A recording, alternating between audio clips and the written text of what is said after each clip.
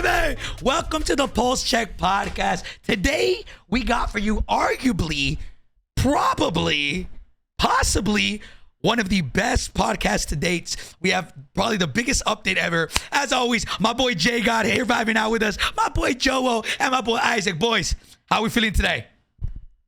My cheeks hurt. My other set of cheeks hurt today from smiling so much after what I heard. So I'm feeling good today. Man. Boys, JGOD, talk to you. How you feeling, bro? I think it's good. I think there was a lot of good news in the blog and the stuff that we talked about. I think on every aspect of the game. I don't think that like there's a player that isn't being serviced other than maybe zombies players, but you know, good luck when Treyarch comes. But besides that, I think every category is good. You got plunder people mid-season, you got the competitive people with ranked, you got all the other stuff with the DMZ, you got the multiplayer, everything, BR, Ashika Island, everywhere. Everywhere is like something. Big W's everywhere. Isaac, talk to me. The vibe's a lot higher than last weekend, but I don't know if I've OD'd on copium, but I'm not as like I'm not as hyped as I thought I would be. I'll be honest. Okay. I don't know. Yeah. Okay. Listen, I will be pleasantly surprised. If they blow my expectations away, I will be pleasantly surprised. Okay, look, I'm going to preface this by saying, you know, a lot of the times, and this is for everybody involved, everybody hearing this right now, there is times where things like on paper seem like they're going to be crazy and the updates are going to be insane on paper, but then whenever things actually come out and the way it feels is completely different. Obviously, we're praying that that's not what happens, right? But based off what we hear on paper, everything seems pretty crazy. You know, but like I said, I've always told everybody, don't take my optimism, JoeWo's, JGOD's optimism, even yours, Isaac. Don't take what we say. Play the game yourself, see how you feel, and just let that affect your judgment. But boys, let's look at the roadmap together, shall we, boys? I'm gonna bring this up. We'll start off with that. I will add something too. Go ahead. Sometimes they slip stuff in that's not anywhere in the notes and not anywhere in the blog, and sometimes it's a W, and it's like, why the hell did you leave that off? Yes. That would have been a W that we could talk about. And other times they undersell hella hard, like plates. Yes. Like that whole nonsense was like, oh yeah, it's gonna be kind of like whatever, and then it was gas. Yeah, it won't be full sprinting, but it will be noticeable. And then and then it was like full tax rate. I was like, oh, this is incredible. So it's kind of like we just got to take it for what it is. But even then, there's so much that it's not 100% depiction of the reality that we'll get on update day until we actually play. Yeah, just so for those of y'all who have no idea what they were talking about is like about season 2, actually, we had they told us that running while plating was just going to be a slight boost. It wasn't going to be a run. And then out of nowhere, they gave us in tactical sprinting while running, which we thought was a big W, but that was not anywhere on the dev calls. That was not anywhere on like that all happened literally last second. So we're hoping that they do that again maybe, and there's something crazy that they haven't talked to us about. And then so we'll see. Update comes out Wednesday. Today is Thursday, right? Thursday the 6th. But yeah, all right, boys, I'm gonna bring up the roadmap and let's kind of talk about it. Let's go through it. Give me y'all's opinions. All right, I have it up here. Boys, I guess we'll start. Should we start with the stuff that I guess we don't really care about? And then we'll kind of... What do you mean I love plunder, man? What are you saying? I love plunder. Okay. What's your problem? I feel bad saying we don't care about it, but you know what I mean. Okay, so we got multiplayer maps. We have, how many is this? 1, 2, 3, 4, 5 maps in total. One of them is going to be mid-season. Like I said, we're not really... We don't play a lot of multiplayer. That's cool and all, but that's more for like probably the pub grinders and all that stuff. They added gunfight, which I think is cool. I guess I like. I think that's pretty cool. Yeah. Same here. Same. Like remember the tournaments that they had in game with like gunfights? That was cool. Like I think the other cool thing about gunfight this time around is I think this is the first time. Hopefully they do it accurately that we'll get a Gulag map in gunfight. They had other times where we had showers, but it wasn't the same showers we had in the Gulag. And that was the only time where we had this one. So if like, for example, you want to give a guide on Gulags, you can literally go to the real Gulag and walk around. And I think that's cool that they have that part of it as well. Yeah, I think that's dope. So, okay, just make sure they said that, right? JGOD? about the Yeah, it was in there. It was in Okay, there. It's all in there. Yeah. It's all in there. It's in the blog post. Gulag thing, right? Yeah. Okay, yes. okay. So it's in there, guys. So the Gulag. I was so scared. I was so fucking I was like, scared. bro. GG's, JGOD. Have a good day. Not even 5 minutes in. Okay, Yeah. so the black site map, for those of y'all who are wondering, the black site map is the new Gulag. For those of y'all, that's pretty much what JGOD was saying. So that's pretty cool. We're gonna be able to get strats and stuff like that if you want, like JGOD said. Cranked. What was cranked again, boys? What was that? I think That's if the one where you get a kill and then you explode. you if can like don't get run another faster, kill. right? Yeah. Yeah. Oh, So you shit. get a kill, it starts like a 10 or 15 second timer. You've got like double the movement speed, not quite double, but you're zooming around the map. And then if you don't get another kill, I think you die or you lose the You ability. just explode after a certain amount of time. Yeah. Gotcha. Okay, cool. Okay. And then we have in season is a new raid, which do you guys play the raids? I know JGOD, you do, right? Yeah, I play them for the first time. We run through it once or twice, and then that's it. Never look back again. Okay, yeah, I don't really play them. Joe, Isaac, do you play them? No. Nope. No? Okay. Yeah. Sometimes off stream with my beautiful supermodel, but that's about it though. You know. No. And then we have co-op missions again. I don't play those. And then Ground War Infected. That's all multiplayer stuff. You know, we're gonna kind of skim through that. And then moving on to weapons, operators, and more. Blackcell. It's pretty much like a. Boys, JGOD, I don't know if you want to take over this, like a glorified, yeah. Yeah, I can. So basically what happened was they replaced the upgrade premium pass that we had before, where essentially you would pay, I don't remember if it was $20 or $25, one of you guys might, and you get the first 20 tiers unlocked for free as part of the battle pass. That was the original. Yeah. What they've gone and done is they come out with the new version for $29.99, replacing that one. You still get the 20 tiers unless you're on PlayStation, you'll get 25 tiers. And on top of that, I think you get 1,100 COD points and a bunch of other cosmetics that are on top of it. So Yeah. essentially adding value to the one we already have for an additional $5. So overall, it's good. If you were already buying the $20 or $25 one, it's like for extra $5, you get a bunch of other stuff on top of it. But if you weren't, then it doesn't matter. Just buy your own $10 battle pass and you're good. Yeah, so it's just like this is for more or less the ride or dies, the diehard community. This, if you guys don't care about this, that's completely fine. This is just like it's like a bunch of skins, like $100 value for like $30. That's pretty much it. New weapons. Go ahead. Oh, sorry. No, go ahead. I'm pretty sure, I could be wrong though, but I'm pretty sure that they changed it to actually cost $29.99 and not actually COD points. Because I thought on the other things like you could just get the premium pass with Was it COD points. 2,400? And I think you could buy it with COD points. And this one you actually have to buy.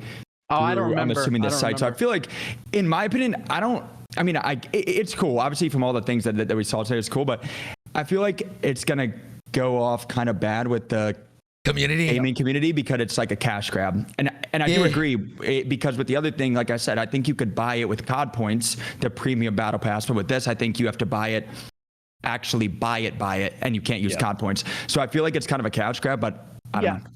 But they could possibly change that. I think enough people are going to be pissed off about it, like you're saying, that they could make it so that it could be 2,500 COD points or whatever the equivalent dollar value is, and then give people the option, and then people can't make that as a complaint. Because that's probably the number one complaint people will lean on.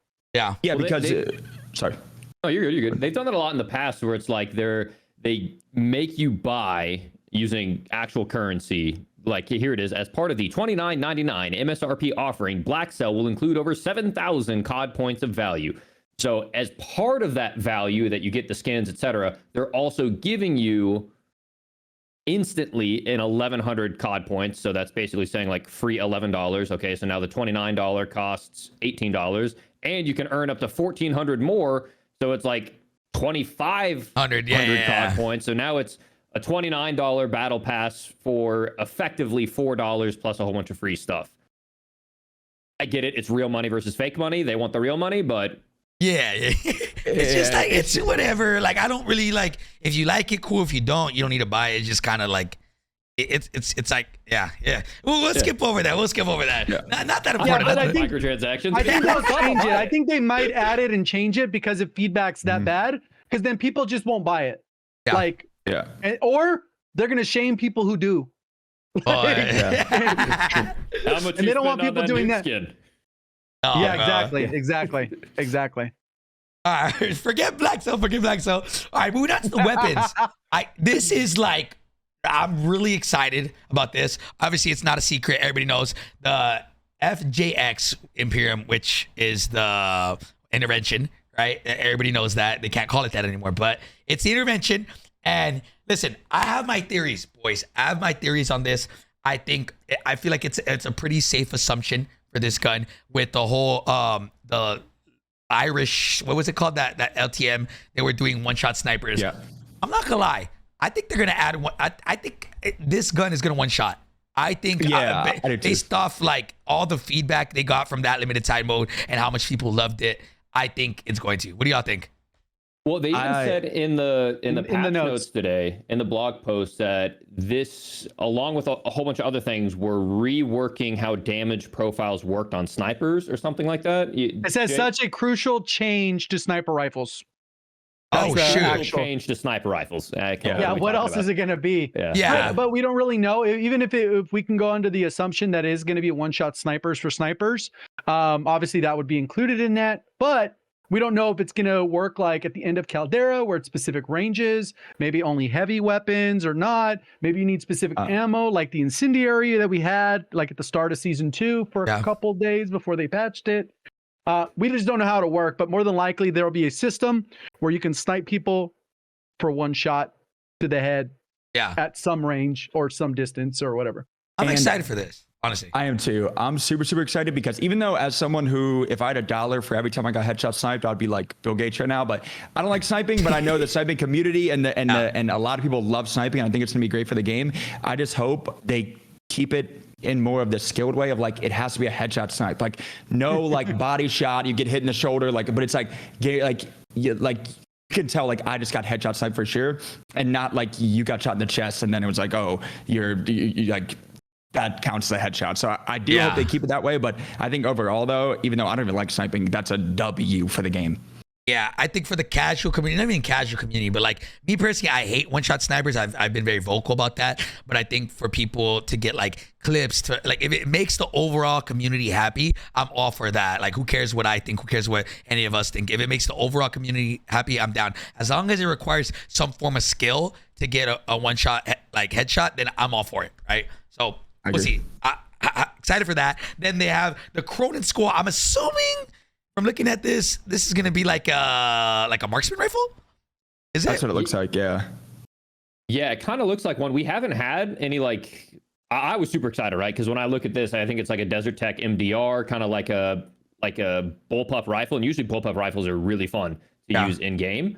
Usually really mobile, really fast time to kill. But based on the size of that mag, it looks like it might be like a 308 or a 7.62 battle rifle, but I hope it's like, like a 5.56, like I don't know, like the AMAX. I just want another AMAX in the game. Oh, imagine there's another AMAX. I really want another AMAX in the game. Oh, you better chill. Don't say the A word, please. Something just happened. Or like the Ram 7. The Ram 7 was like a bullpup rifle that was really fun to use. Maybe a little bit more difficult to control. I don't know, but it looks cool. I don't know. It's hard because it's a battle rifle. It kind of fits into a category. It'll probably just be a multiplayer weapon. And it is what it is. It'll probably be too slow or clunky, hard to use. Two battle rifles back-to-back seasons, though, right? That's true, right? They just did the marks. They just did the this other pistol thing, which that could be a close range option. That kind of looks like a sub, though. It says new pistol. That I'm like, it looks like a sub. But in the description, it actually says which kind of pistol it is. They're adding 2 full auto pistols. 2. That's what it says in the notes. Okay. And Tech 9. Oh, I genuinely didn't know this. I didn't either. Wait, so you're telling me that 2 new sidearms within season 3 reloaded, both fully automatic with drastically different roles. A highly customizable machine pistol with a fast rate of fire and high caliber pistol modified for full auto to blast enemies back when they get too close. So maybe that one has a specific attachment you need. I don't know. What do they mean that's by what it blast says enemies back? in the blog. Right below the Cronin Squall, which is the battle rifle. I thought that was a sub, and now that it's a pistol and it's fully auto, that just reminds me of akimbo pistols that we already had and we already got nerfed one. Like, Yeah. Ooh, whatever. We'll see. I guess I didn't know that. Yeah, I didn't know that either. I was literally screaming last podcast about the freaking snake shot basilisk, dude. Yeah. There's no way they messed this up, right? Like, we've already had akimbo pistols. Now we have a snake shot pistol. I know IW is still in charge of things, but please, there's no way we mess this up again, right? JGOD, you can back me up here. So the akimbo X13, right? That was a big problem. Fully auto, but whenever they changed the akimbo perk, it's like they changed it in Warzone 1, right? When you equip akimbo, it reduces the damage profile. They already did that, right? Yeah, terrible. They're terrible. That's why everyone uses a single magnum.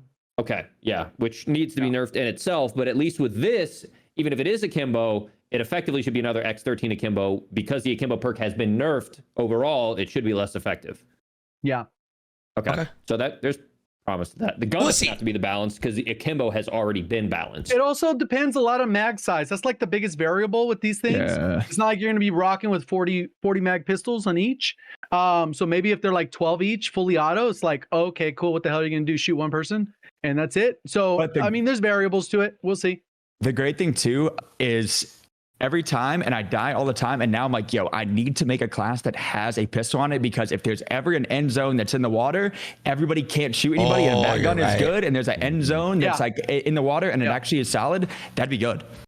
I actually didn't even think about that. The amount of times that the end zone actually ends in the water is nuts. So we'll see how that one is, man. I think that's been better on Ashika Island, though. I haven't seen as many of those as it was. Like before, it was like every other excessive. zone. Yeah. It was bad. Okay, cool. Like, okay. I've been like dabbling in the big map mostly, but all right, cool. So that's it for the guns. Operators, Alejandro and Valeria are in the battle pass, which I think is cool. Everybody's been asking for them for like a long time. I kind of want to get into the events, boys. I actually have no idea what this entails. Trophy hunt and camo challenge event. Let's go into the trophy hunt. Do we know anything yet on the blog? Did they kind of elaborate on what that is?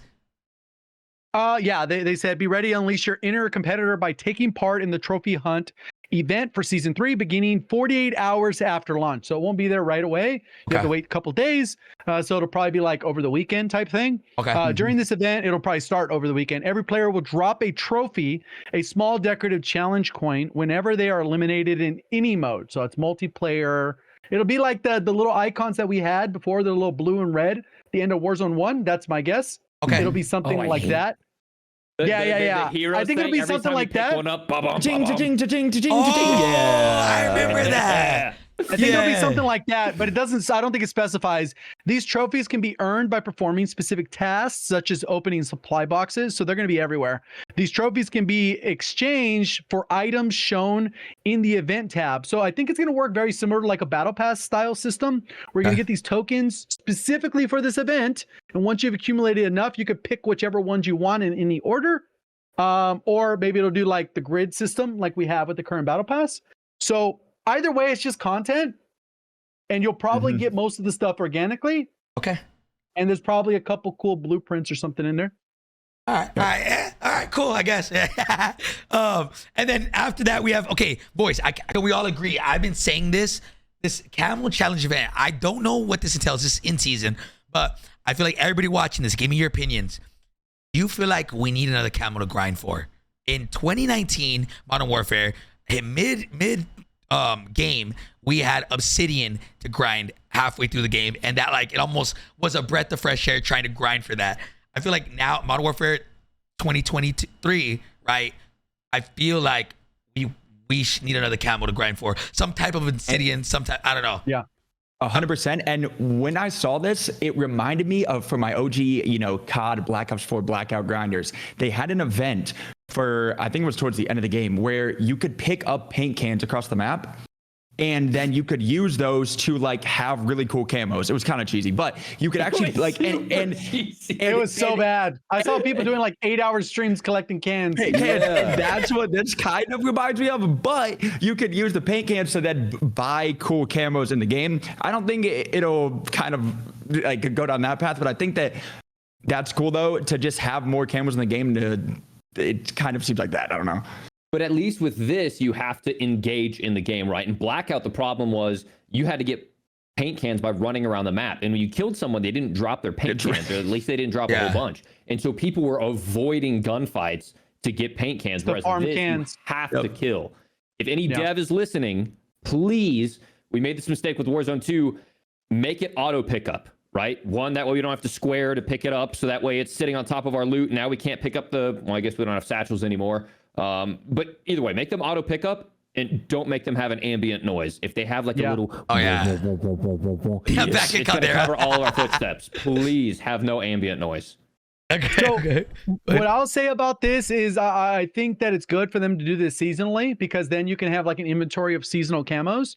But I would say that they need to, like, even the simple things to make the camos better. Like, we did get the cherry blossom camo, which made sense for the theme of the whole Ronin stuff and whatever. But the problem was it was kind of a generic cherry blossom skin that we've had in COD multiple times. Static, non-moving. It could have been vibrant. The cherry blossoms, when you reload, could have like flew off the, I don't know, whatever it is. It could have been like oh, I want that, versus, oh, that's just a generic third camo in my 17 camo thing. Like it wasn't cool enough. This, we don't even know what it looks like. I don't think they teased it, but I think it would be cool if it was at least animated, at the least. Even if it's not like crazy cool, at least animated. And then it'd be like, all right, cool, that's worth it. Because it's competing with camos that are worth it. Why would you go for it if you already have polyatomic and all those? Like, why would you? You would not. You need something that on par with those camos if you're going to do it.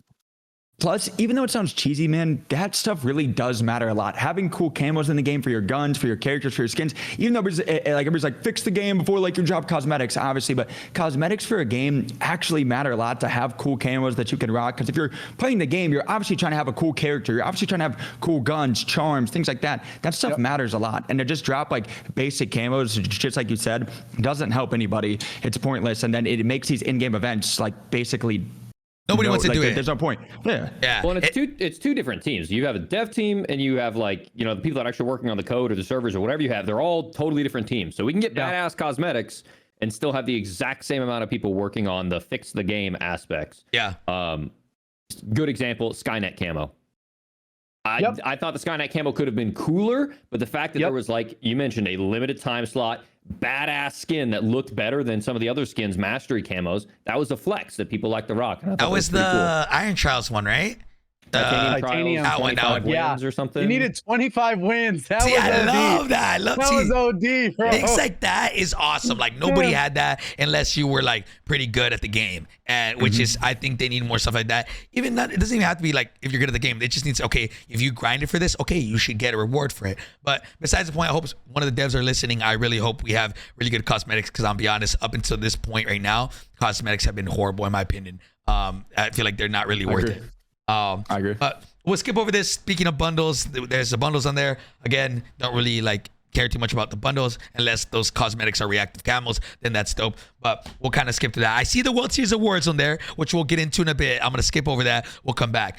Now let's get into the stuff that we all really care about. And this is the Warzone 2 section. Okay, boys. Make sure we don't say things we're not supposed to, right? But I'm low key. I'm scared. Dude, it's gonna slip out, bro. They're watching us on God. But I'm scared. But it's not a secret, guys. I think everybody knows that we had a dev call today, and some pretty interesting stuff coming, and I'm pretty excited. But you know what? Let's go over the things at hand right now. Let's see what's going on. Warzone 2, different modes. We have Plunder in season, not coming off rip. I think this is good for like the people who haven't bought the game and they want to level up their guns a little bit easier.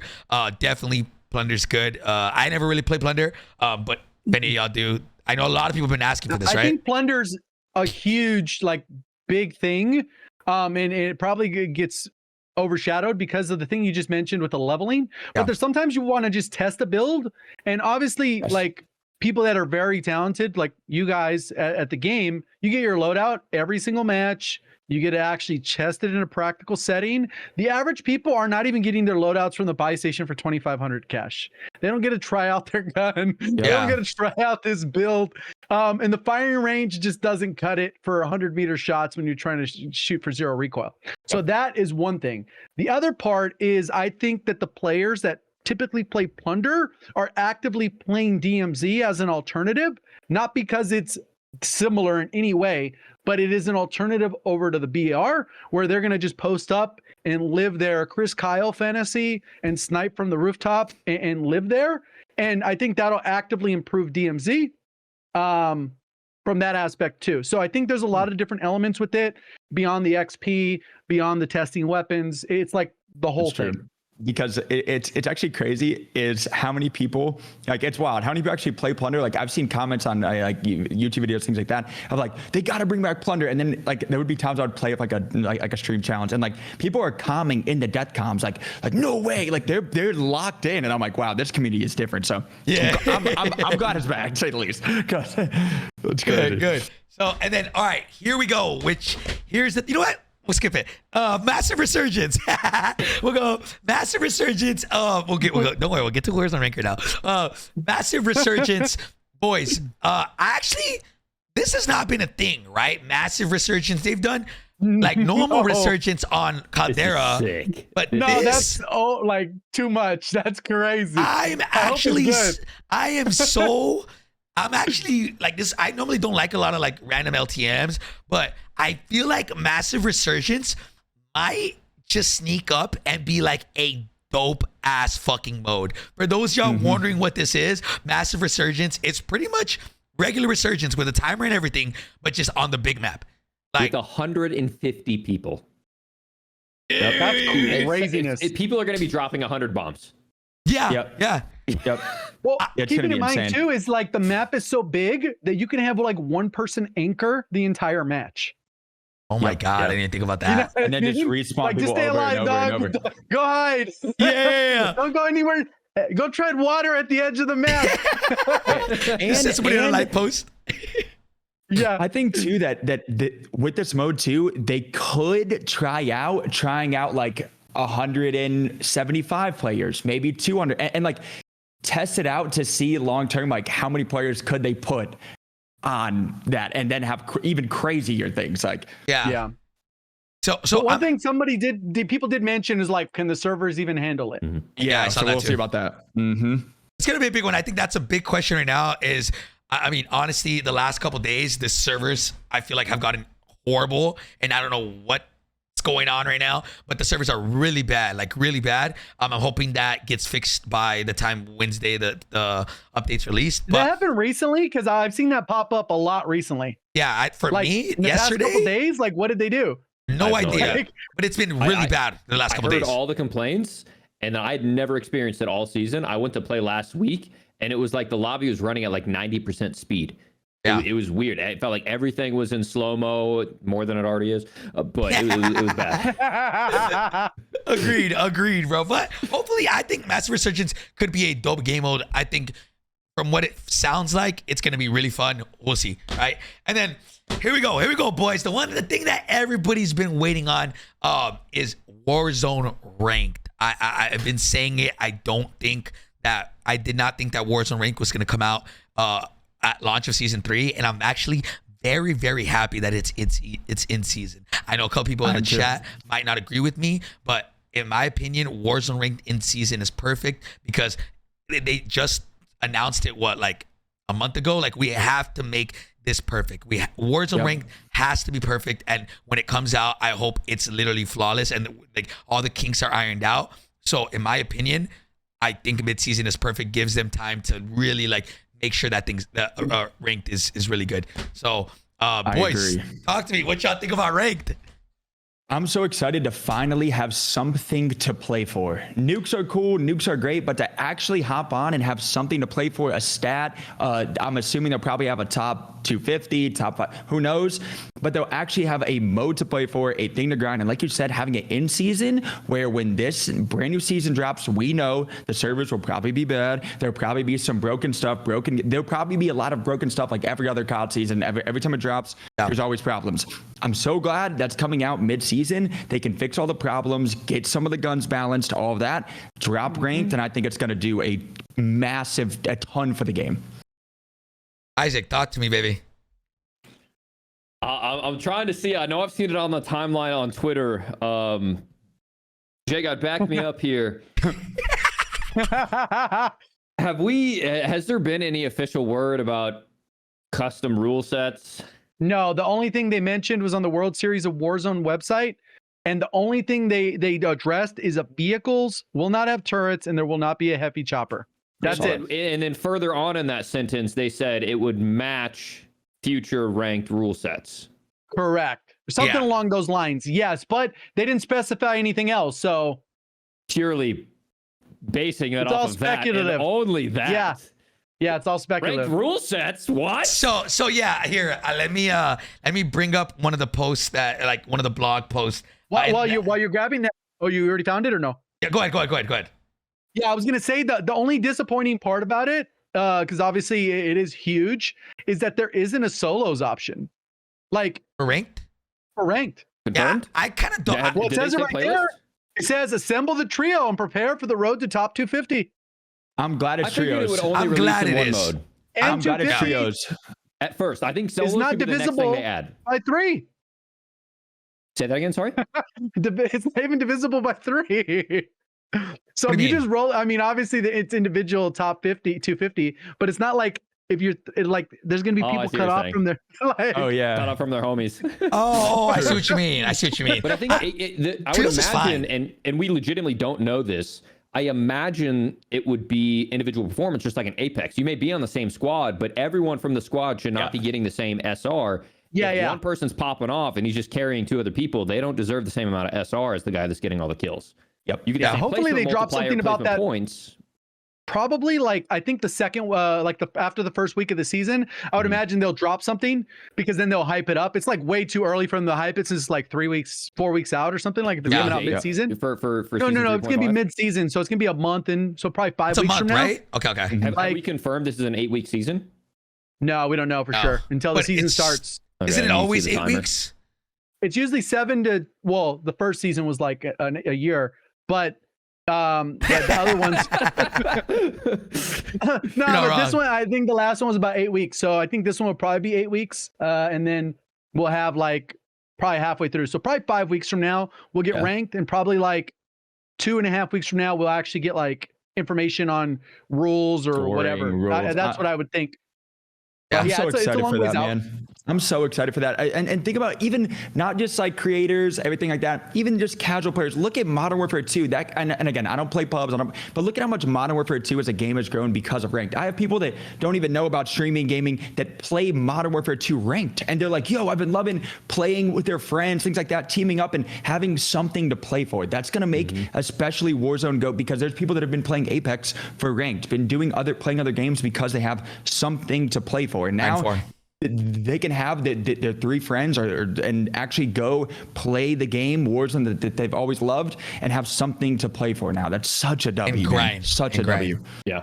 So I'm excited for ranked, bro. I think it's one of those things where if you don't like it, you don't got to play it. But for the community that it's targeted for, that is a huge W. Like, it is a huge W. So let's hope that, I know a lot of people were saying that they literally stopped playing Warzone and went to go play ranked in another game in Apex, right? Like, and they love that. So like, and now that we got ranked in here, let's just hope it's done right. Speaking of that, I have it here. Was on the blog, and like you said, Isaac, is they pretty much. I'm not gonna go crazy, but long story short, they said World Series of Warzone Stage 1 in-game open and qualifier settings will be under World Series of Warzone rules. They were pretty much saying, and then they said that the World Series of Warzone rules will be the same as ranked rules, right? That's what this thing said. So there is going to be some type of like, and I feel like based off this blog post, it feels like there's going to be some type of rule set. That's what it seems like. Like I said, if they're trying to make ranked like as good as possible, I can genuinely see them making some type of rule set, like, which is incredible overall for ranked, and then also for the big tournament to have matching rule sets. So then let's say that there's like pro lobby scrims someday and things like that. You can, I would assume, then have that exact mode selected for the ranked play game set like you have in current pubs. You can like do pro play, like, and then have certain things banned and all that kind of stuff. And then it can be great for scrims, for tournaments, for things like that. Yeah, the rep would be way better. Yeah, 100%. And it's great that matches everything across all of the ranked and plus the huge tournament. Yeah, because with these other like Twitter style tournaments for those or whatever, it just ends up being somebody like a small group of people selecting the rules almost arbitrarily, and like then people disagree with them regardless. But this, you can't disagree with it. You could not like it, but literally there's nothing that's you can't change the rules. Like, sorry.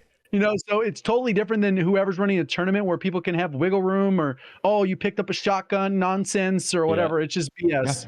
And then it's going to make for pubs to even be more dynamic and more goofy and more, you know, clip-worthy stuff. Yeah, it might be goofy or overpowered, you know, or like we're assuming one-shot sniping is coming back. I wouldn't want that in ranked. I want a little bit more health in a ranked playlist, and I want no one-shot sniping in ranked. I have no information as to what's happening. That's purely what I would want. But then you can just make, you know, massive resurgence and then get people out there hitting quick scopes like crazy. Pubs going become crazy. this clip reel showcasing how amazing COD gunplay is. And then pubs become, all right, we're locking it down. We're playing a little bit more sweaty here, and showing off what our players can do, you know, when playing on a rule set. I think it's the best thing for both pubs and sweats. Agreed. I like I said, I think they're doing a great job. I genuinely think they're taking the advice of the community from not even just us, but even the community from like multiplayer ranked, and they're making ranked. They're doing it right. They're separating that. So I'll read this real quick, boys, because I have it up still. Here's the quote that I feel like because of this quote that there's going to be settings for Ranked Warzone is after the debut of Warzone Ranked mode, all subsequent World Series of Warzone competitions, including the World Series of Warzone Stage 1, will utilize the Warzone Ranked competitive settings.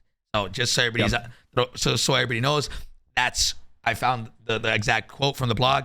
That's why we think that there's going to be some type of competitive rule set for that. Which is great. Yeah, is it 100%? Great, I think.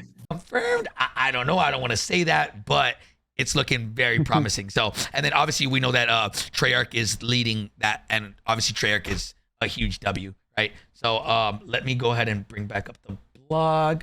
And then real quick too, just a side note too, like seeing like all of these things right now, and I know a lot of people always say, like, creators always complain, like people complain, blah, blah. Like they're listening and seeing what people say on Twitter. Like for the people that's like, I just give up on the game, I'm done, it's so dumb. Like they are seeing what people are complaining about on Twitter and responding and saying, hey, try this. Obviously, you can tell from this new season, things haven't been going very well at all with season 1 and 2. And then they're starting to change up a lot of stuff from season 3. So when people are like, everybody just complains and things don't get done, clearly things are getting done. And clearly they are listening to what people are saying, seeing tweets, seeing responses, seeing things like that. And like, that's a W, because I just see that all the time. Like, they don't care. Like with the changes you're seeing now, obviously they're seeing what people are saying. Yeah. Like, I see a comment. I'm just going to reiterate this because I see a lot of people and just so people aren't confused. And even Swag was confused today. There's two things that everybody keeps asking me in the chat, and I'm sure you guys as well. Everybody's asking, literally spamming in the chat, where's movement and where's time to kill? I'm like, we can't talk about anything. First of all, we can't talk about it, but even second of all, this is a roadmap. The roadmap, movement and time to kill does not come out in a roadmap. So guys, that is in the patch notes. That will be in the patch notes if that is addressed. Patch notes is not until the day of the update. So for those of y'all wondering, it's not right now. There's no information on that out to the public. That will come out on when the update comes out. Just so everybody's aware, because I know I'm getting it asked a lot. Just keep throwing it out the window. Yeah. But, and to add on to that, sometimes the only exception is when they tweet out, they'll do like a tweet and it gets impressions a lot of times where it's something good that they're going to change. And you might see that. So if you're not following their accounts on Monday, Tuesday, Wednesday, leading up into it, they'll gas it up like they did with the last update where they said X, Y. It was like a small little tweet and it's like, oh, hype.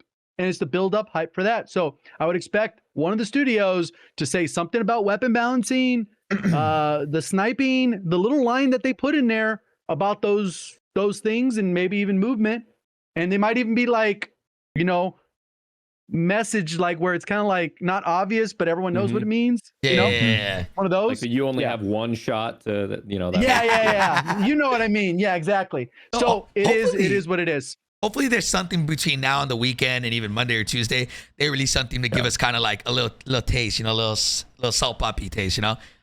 Yep. But Joe, why you smiling, bro? I'm just happy.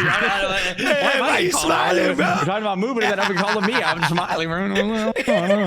I don't know, man. Anyways, I think one thing that might be kind of interesting, and obviously this wasn't officially stated in the blog post, and it may or may not be leaking, but I think it's important insight. You know, from what we learned today is that, you know, a lot of us are asking like, oh man, where the hell are all the features from Warzone 1? Like, why can't we just copy and paste it over to the new system?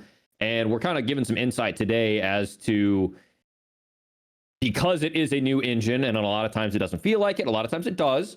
It's not as simple as a copy and paste to the new system, right? And so I think they're working towards bringing back a lot of those amazing things that we've seen in the past, but at the same time, they don't want to live in the past. They want to create something new.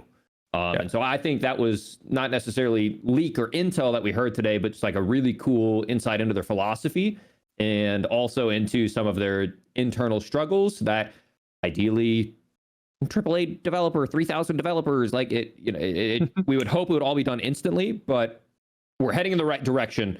And there's a reason for some of the obstructions to that progress. And it was really nice to kind of hear that insight today. Yeah. Yep. Okay. Cool. All right, boys. Let's continue on. DMZ. I mean, JGOD, if you want to talk about this, you can. I know you're probably the only one out of all of us that plays DMZ. well, DMZ is actually, I thought it was kind of cool, some of the changes that they have worked in. I have to double check because there was a lot of stuff in there that they covered. And I don't know if it's all public. I mean, JGOD, if I'm going to take this over, I'm a 2x DMZ champ, you know what I'm saying? I know, exactly. But yeah, there's going to be a lot of DMZ changes. I think most noticeably was the little loadout selection thing was kind of cool, where you have the different operators, where you can have your different gear. It's called active duty operator slots. There's 4 of them. So how this works is there's some kind, like you have your 4 operators, and let's say you go in, you loot, you get a heavy backpack, you get the full thing, you get the full vest, you get a self-revive gas mask. Well, then you can go in with another operator that has nothing, and then essentially go in and do that again. You can stack 4 operators so that if you die, you just swap to the next operator. Also, there's other contracts or things that you need to do where maybe you can't go in with the plate. You can't go in with anything. So instead of like chalking your character, you could just use one of the other operators and go that route. So that's kind of a cool thing. So it's a little bit less unforgiving. Hopefully they tie like completing challenges to unlocking some of those, but I guess we'll see. They also have a workbench because there's a bunch of contraband weapons that you get from AI that essentially only has 1 or 2 attachments. Now you'll be able to customize those and essentially make those meta. I don't know if they're going to cost money. I don't think it's specified, but you'll be able to do that. And then there's also a bunch of useless collectibles in DMZ. Now you'll actually be able to combine those and trade those in. I think they call it the barter system.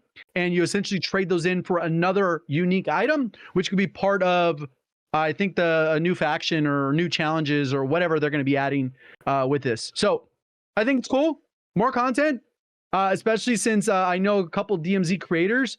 The average player isn't like done with them. You know, there's a lot of challenges. They're like in tier 2. They're all the way up to tier 5. So they got a long way to go before they're done with all the challenges. Only like extreme sweats and full stack parties are done with everything, and they'll probably be bored. But beyond that, I think the average player is working their way through the missions, and I think plunder coming in will help improve DMZ. Yeah. Nice. Yeah, I'll be honest. JGOD was talking. I don't know anything that he said. I've never played it, but I know there is a big community. There's a lot of stuff. Yeah, I know there's a big community for that. So just wanted to go over that. But now, okay, to the what we call quality of life updates. Of this is where I think a lot of people were really excited about today's blog. Is whatever this is called. What's it called? Roadmap. Yeah. Look, wait, question real quick. Did this get dropped on accident? I saw some stuff on Twitter.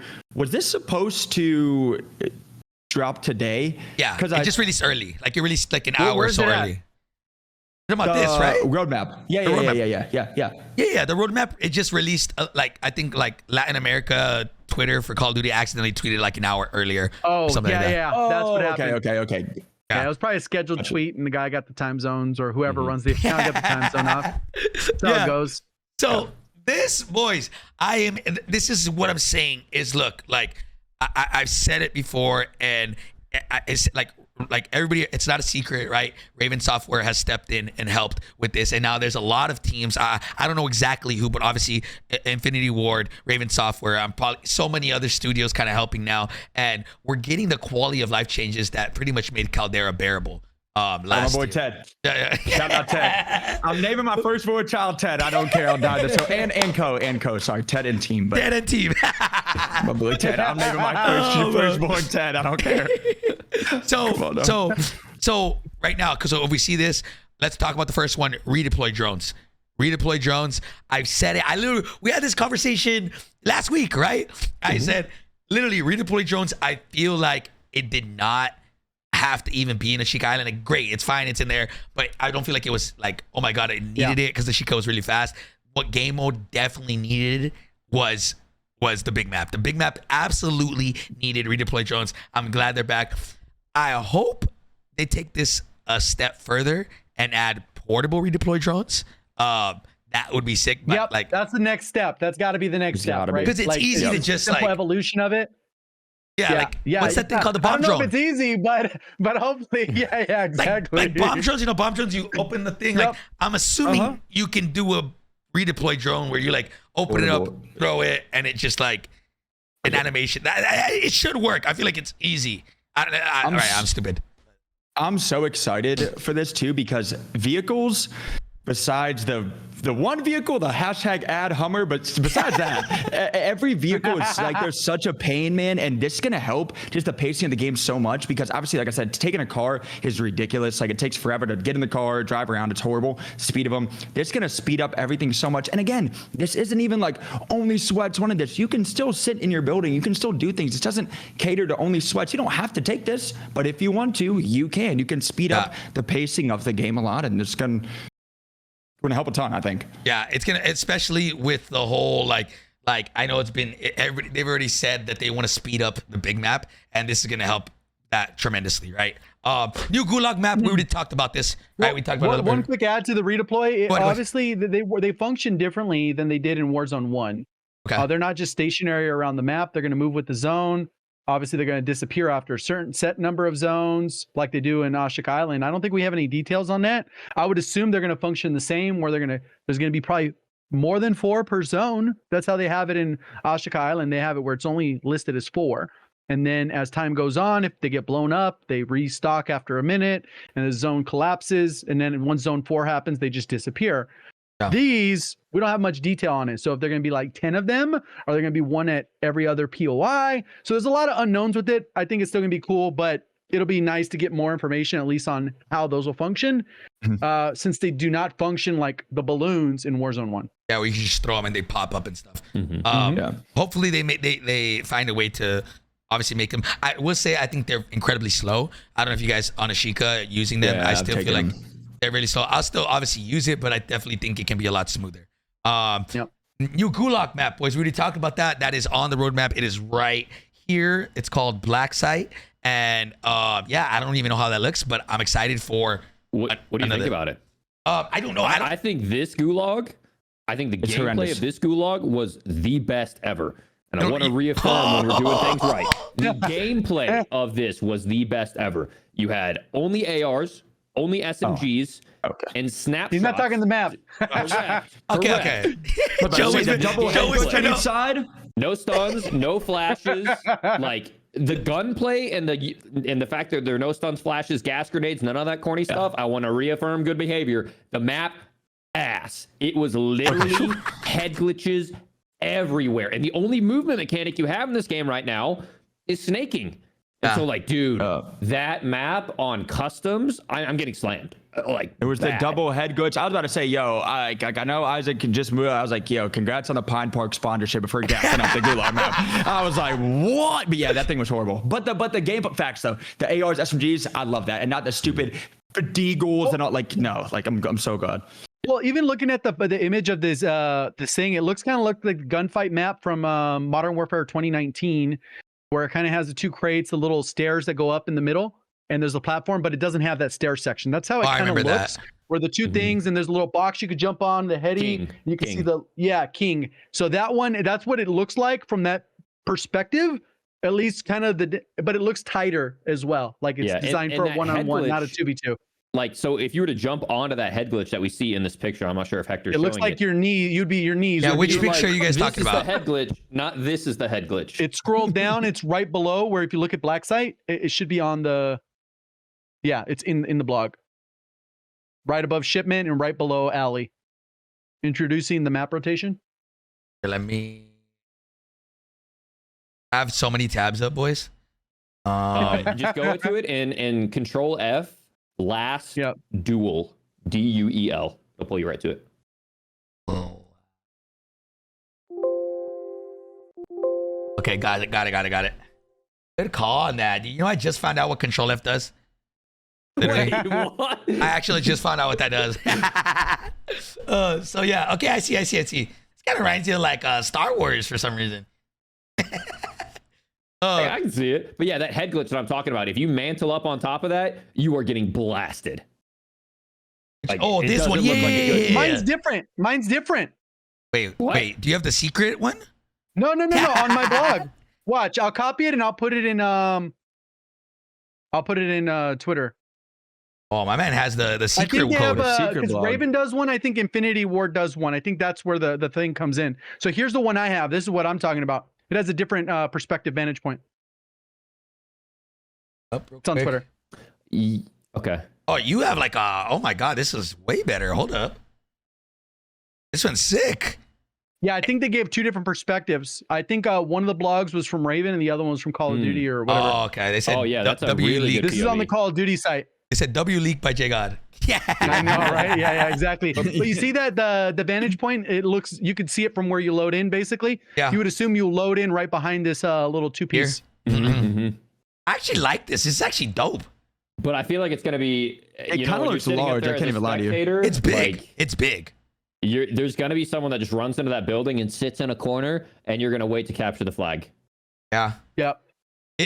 I will say this definitely does seem really big. I think it'd be a great gunfight map, but it looks really big for a Gulag map. Let's hope it's not that bad. Yeah. Let's hope it's not that bad. All right. I mean, we'll see. But W map. Yeah, hell of a lot better than what we have now. Yeah. Anything, man. Okay. So let me bring that back up. Okay. So new map. Okay, this is the big one that I think we've all. I don't know exactly. Maybe they described it a little bit better in the blog. I have the graphic up, but JGOD, I don't know if they mentioned it anywhere in the blog. The tempered plate carrier. This is what I think. I don't know exactly. This is what I'm automatically assuming when I see tempered plate carrier is satchels are back, but it's gonna be tempered. Is that pretty much? That's what I'm thinking too. That's what I'm thinking. Yeah. Did they describe I think they it or would have no? gone with a completely different name if it didn't work that way. Yeah. They didn't describe it, I'm assuming, in the blog? It says your armor will be 2 half bars instead of 3. So it's basically tempered, making it easier and more efficient to replate after one or both are cracked. Okay. And I'm assuming this is going to be ground loot, right? You find it on the floor, you get it tempered, and it's just like easy. Who knows? Maybe that'll be strong. I don't think it will be. Site. You don't think it's going to be ground loot? I think it'll be Or from contract-based. doing certain things. Yep. Same here. Okay. Same here. I hope they make it lootable off of people's bodies, though. Yes, and I wish it would be auto pickup, but I doubt it. But I wish it would just auto pickup and not have to actually pick it up. Agreed. And then you grab a sniper and you drop all your sub ammo. Then you just it's just a mess. But hopefully, yeah. But I think I hope it's from either doing certain contracts or doing a black site, because I feel like it should be a very rare thing that you can get. Okay. All right. I personally disagree. I think that it should be like satchels, to where not almost everybody has it, but it's a good chunk having it. That's what I think. I think it'd be fun. I don't know if a lot of people really realize what tempered does to the game, and I think that if their goal is to speed things up, which it is, I definitely think tempered is going to make gunfights feel a lot faster. It's going to make the gameplay overall feel a lot faster. Obviously, we don't know anything about movement. If at the end of the day, that's cool. That's like sticking a band-aid on on a wound. That's but obviously we need to fix movement before anything. But this is a good start. We'll find out in the future what movement changes are coming next week. But tempered plate carrier overall, I think 10 out of 10. Fat W. I guess the question is just how accessible is it going to be, right? I would like to be more accessible. I'm kind of with you, Hector. Where like you're assuming everyone has one going into a gunfight, and maybe there's a different indicator whenever you shoot someone, so you know that they have tempered on. But the more people that have tempered, that's more plates on the map because everyone plates up faster, which means you need to carry less plates in your backpack, more room for other stuff. You plate up. Now we can sprint while plating, and it only takes 2 plates to put in instead of 3. And it's nice because it's not an advantage like the old 3-plate vest where you felt like you were at a disadvantage in a gunfight. Yeah, you were like 50 less HP if you didn't get the RNG loot, whereas now you just get the perks of, rechalling faster with I like with one that. plate. I like it. Huge W. If everybody at Acti watching this, huge W. Thank God. I love that. UAV towers. This is JGOD. This is in DMZ, correct? Yeah, this is going to be similar to what we had in Rebirth Island towards the end there. Okay. I would imagine it's going to work very similar. And then we do have them in DMZ. There's no special thing to do them. You just walk up to them, interact with Square. No, not in DMZ. You don't. Okay. I would imagine they're going to copy like what they did at the end of Rebirth, where it was like 1,500 and then during a fire sale it was like free or something. I don't even remember. But that means there's more AI. Yeah, we love AI. No, but that's how it worked there, and essentially they're going to be scattered across the map. They already have the locations essentially if they just copy them from DMZ over. So there's essentially one at every POI. So hopefully they have like a cutoff like they did in Warzone 1, where after a certain point they're just inoperable. You can't use them because that could be a little bit powerful end zone. Okay, cool. Wait, and they need to cut those off for black sites too. At a certain part in the zone, like I just watched Metaphor's solo record. And he literally had a black site, and every zone shift was towards his black site. And it was like he had an unlimited UAV for the entire match. And that's just like balance-wise, that's not fair at all. I've always thought, and I don't know if I've mentioned it on here before. Everyone's like remove AIs, and I agree. But it's like if we're having this stronghold to black site, player progression, right? This is the story that we build as we have that, and we're trying to keep those in the game. How do we have the stronghold black site storyline without AIs? I say no AIs. They don't belong in a battle royale, especially in competitive mode. Dear God, get them out of competitive, please. But if we want to keep that story arc, we can do stuff like what JGOD's talking about, where it's either a limited timer for stronghold and black site UAVs, or maybe the storyline becomes something like those DMZ missions where you have to capture it. And once you capture it, you can basically like hold on to it. But if someone comes and kills you, like I hate when someone kills a juggernaut and then I kill them immediately after, and now I miss out on the UAV the entire game. What if I kill the person that owned the black site, now I own the UAV, or I can start up a new. That'd be cool. Yeah, contract, and then you can get it. Or if I go to a stronghold that was taken 30 minutes ago or 13 minutes ago, I can restart it. Maybe not a helicopter full of AI. I've been brainwashed. That's what happens for the towers in DMZ. So I'm assuming they'll do the same thing with it's a W. Don't get it twisted. Any way to get more information on the map to find people, I'm down for it. Yeah. But in DMZ, when you do a UAV tower, a helicopter comes down of bots and you have to actually capture it. So I guess it'll be good where if you know where the towers are and you see one coming down, there's a team there. Well, if they're lit up on the map as well. That would be ideal because that's how they do it in DMZ. Like, because there's specific contracts where you had, there was one, I don't know if it's this season, but you had to activate 3 within, or was it 5? I think 5 simultaneously have to be active. Wow. There's a challenge. So it's hard. It's probably one of the harder ones, but that was season 1. I remember no, but this was an actual challenge where you had to do 5 simultaneously. Like they all have to be lit up on the map.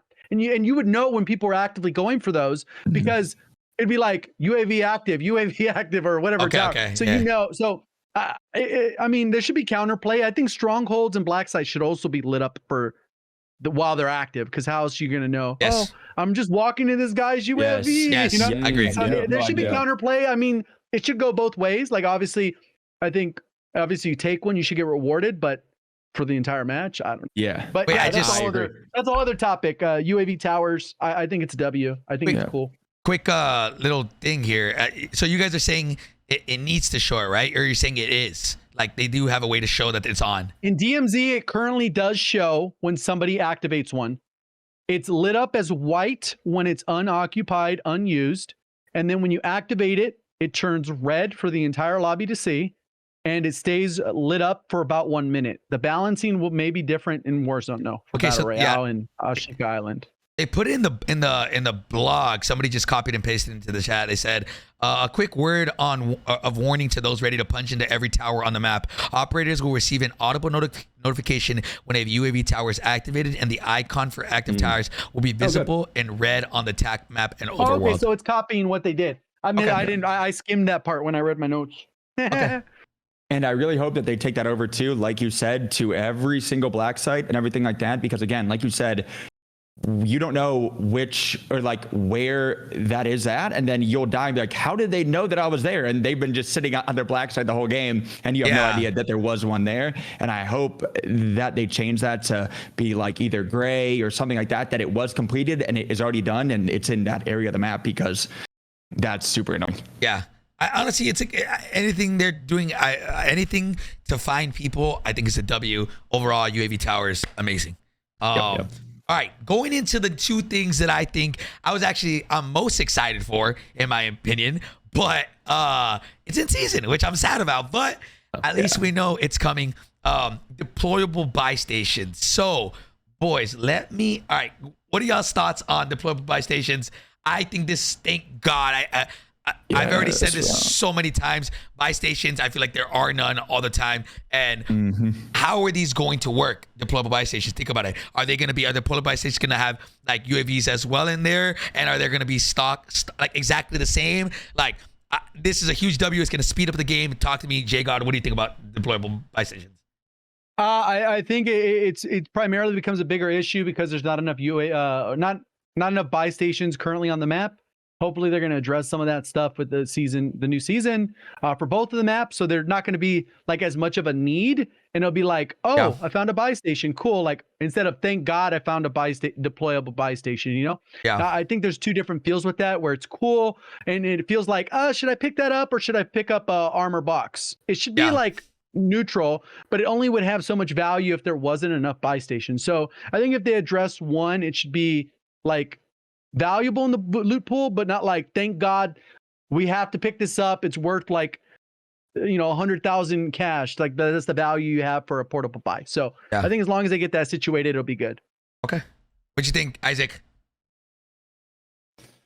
I'm just hoping that they make more set items for the buy station. Because if I go up to a buy station and I'm like, oh God, all I really need right now is an ammo box and a gas mask. I'm going to res my homie. I'm going to get an ammo box because I'm out of ammo, and I'm going to make a gas mask play. And I go there and there's an armor mask, or there's an armor box and one durable gas mask that was bought 15 minutes ago. And now I'm dead in the gas. Like give us back everything. Yeah. Both armor and ammo. Regular gas masks, plates, loadout drops, UAVs, if you want to have them limited, whatever. Like the essentials need to be there every single time. And the exact same thing should be said for deployable buy stations as well. I know we're adding cool things like perk packages, but I care less about buying perks at a buy station if I can't even get ammo crates or gas masks. So that's fair.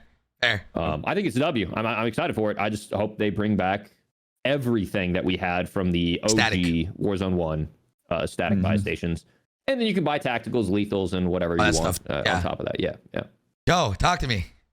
I think it's obviously a super W. I'm very curious to see how it works, though, if you can actually buy those in a buy station. Because if you could buy those in a buy station, who says you can't buy one and then get the things that you need that weren't in the other buy? Like, let's say they cost $5,000, right? Because there's times where all of us have $50,000, $100,000, we can't even use it, right?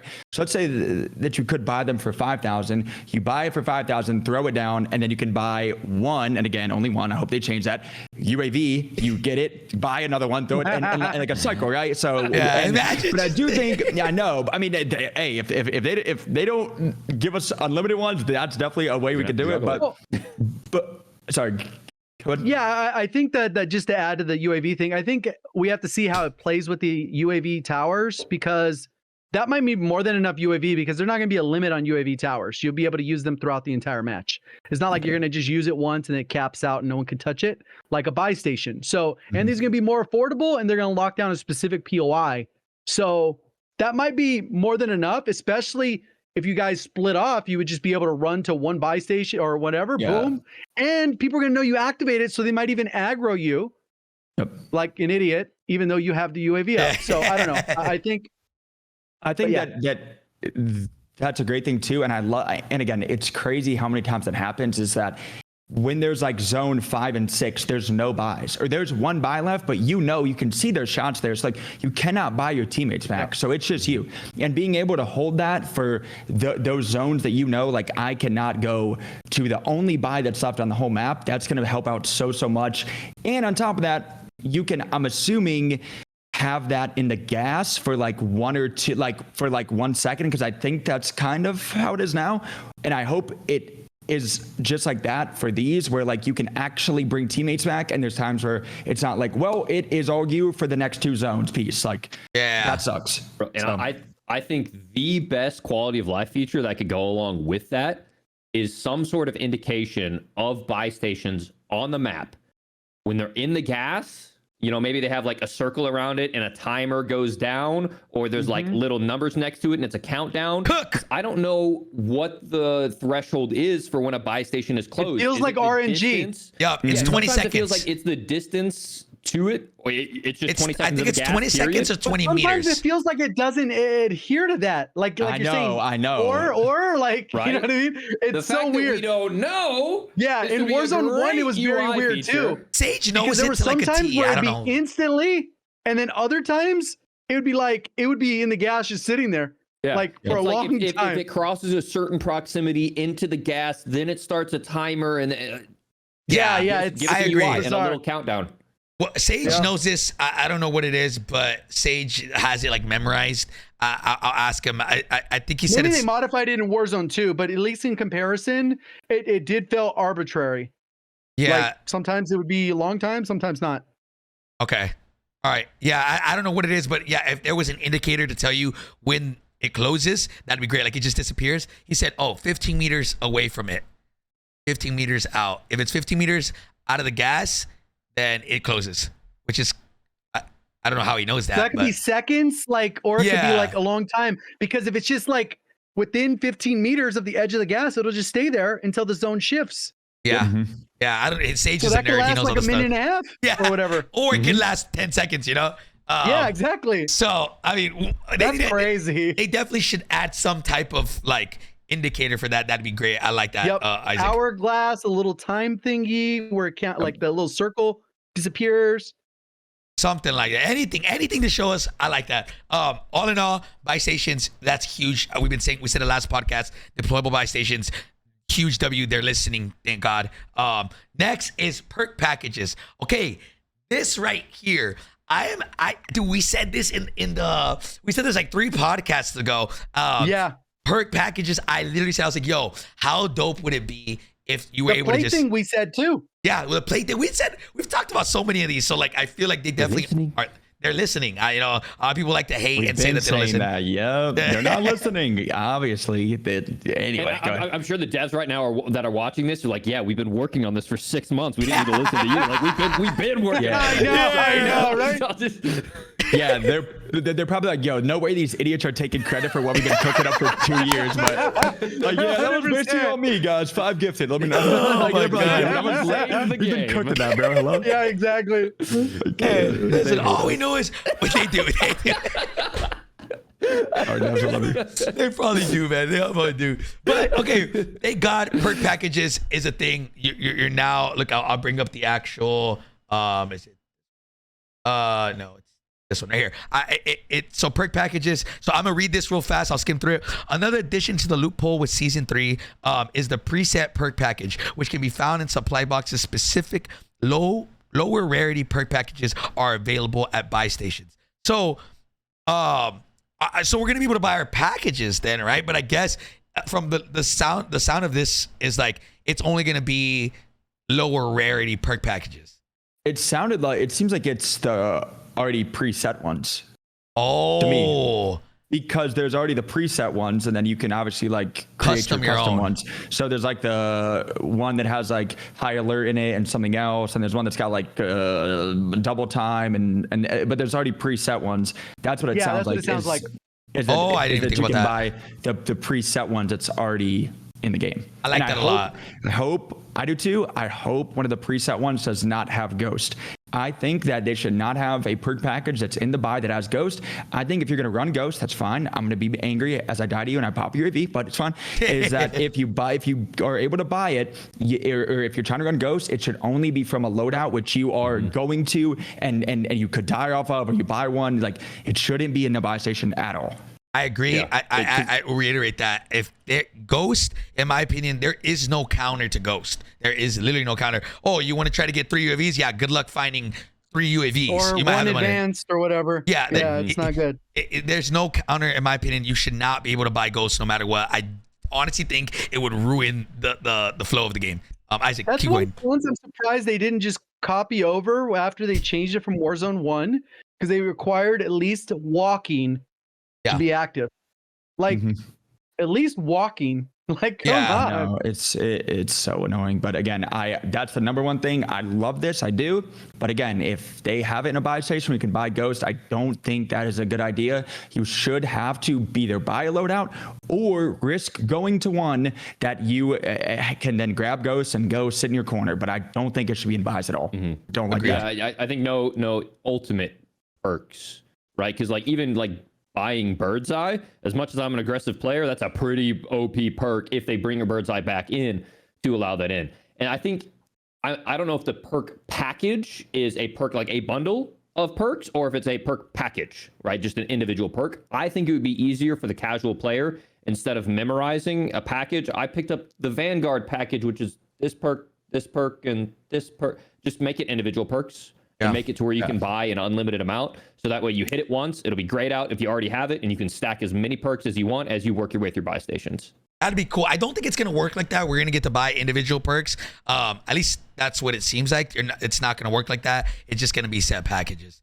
Which I kind of wish. Yeah, because I think they would have said perks instead of just perk packages. I kind of wish it was individual perks, and they just they said, hey, like you have 3 perks that you can buy, and you cannot buy any of the what's it called? What are the ultimate perks? Yeah, and you just choose which 3 you want, like that are available to buy, and then each one costs 2,500, 5,000, whatever it may be. I kind of wish that would have been like that, but I guess this is fine too. This is not bad. Either way, this is good. I really like it. Let me see. So I'm going to keep going. I'm going to keep reading it real quick. Based on the perk packages from Season 1 and Season 2, these items are incredibly valuable given their passive benefits, helping Warzone operators who opt not to obtain a loadout drop be on the same level as those who do. Alternatively, these perk packs can make the early game a bit more interesting, especially those who secure areas, collect cash, and reap the rewards of scavenging around the map. So just throwing that out there, I think that's a dope. Depends on the cost too. Yeah. Like the cost of the perk. Like, what is it going to be? 5K? And then it'll be like 7,500 for. It should be maybe 5,500. I think it should be on the more expensive side, but if you could read that one more time, it sounded like to me, again, I could be wrong, but it sounded like to me that you could have perk packages like Ghost because it said to help against players that already grabbed a loadout. And if you grab a loadout, you can get Ghost. So that's what it sounds like to me. Not to obtain a loadout drop, be on the same level as That's those. true. Exactly. And that really it's scares probably me. in there. Because Whatever the default ones are. So I'm sure if we skim through them, you would see, like, if you didn't make your own custom, there's going to be, they're going to be there. The 4 perk packages or whatever. What if it's attached to your loadouts, your 10 loadouts? Maybe because it says preset. That's throwing me off. Where it says preset perk pack. Is that preset by Call of Duty or is that preset by you? You know what I'm saying? Gotta be the preset COD ones. Yeah, gotta be the pre-COD. I think the default. And who knows? Who knows? Who knows? But I I just hope it's more expensive than like $5,000, $2,500 for a gun. Like, I would love to see it as like 7,500 or even 10. Because like if there's ghosts and stuff, I think you should not be able to grab that early game and just sit.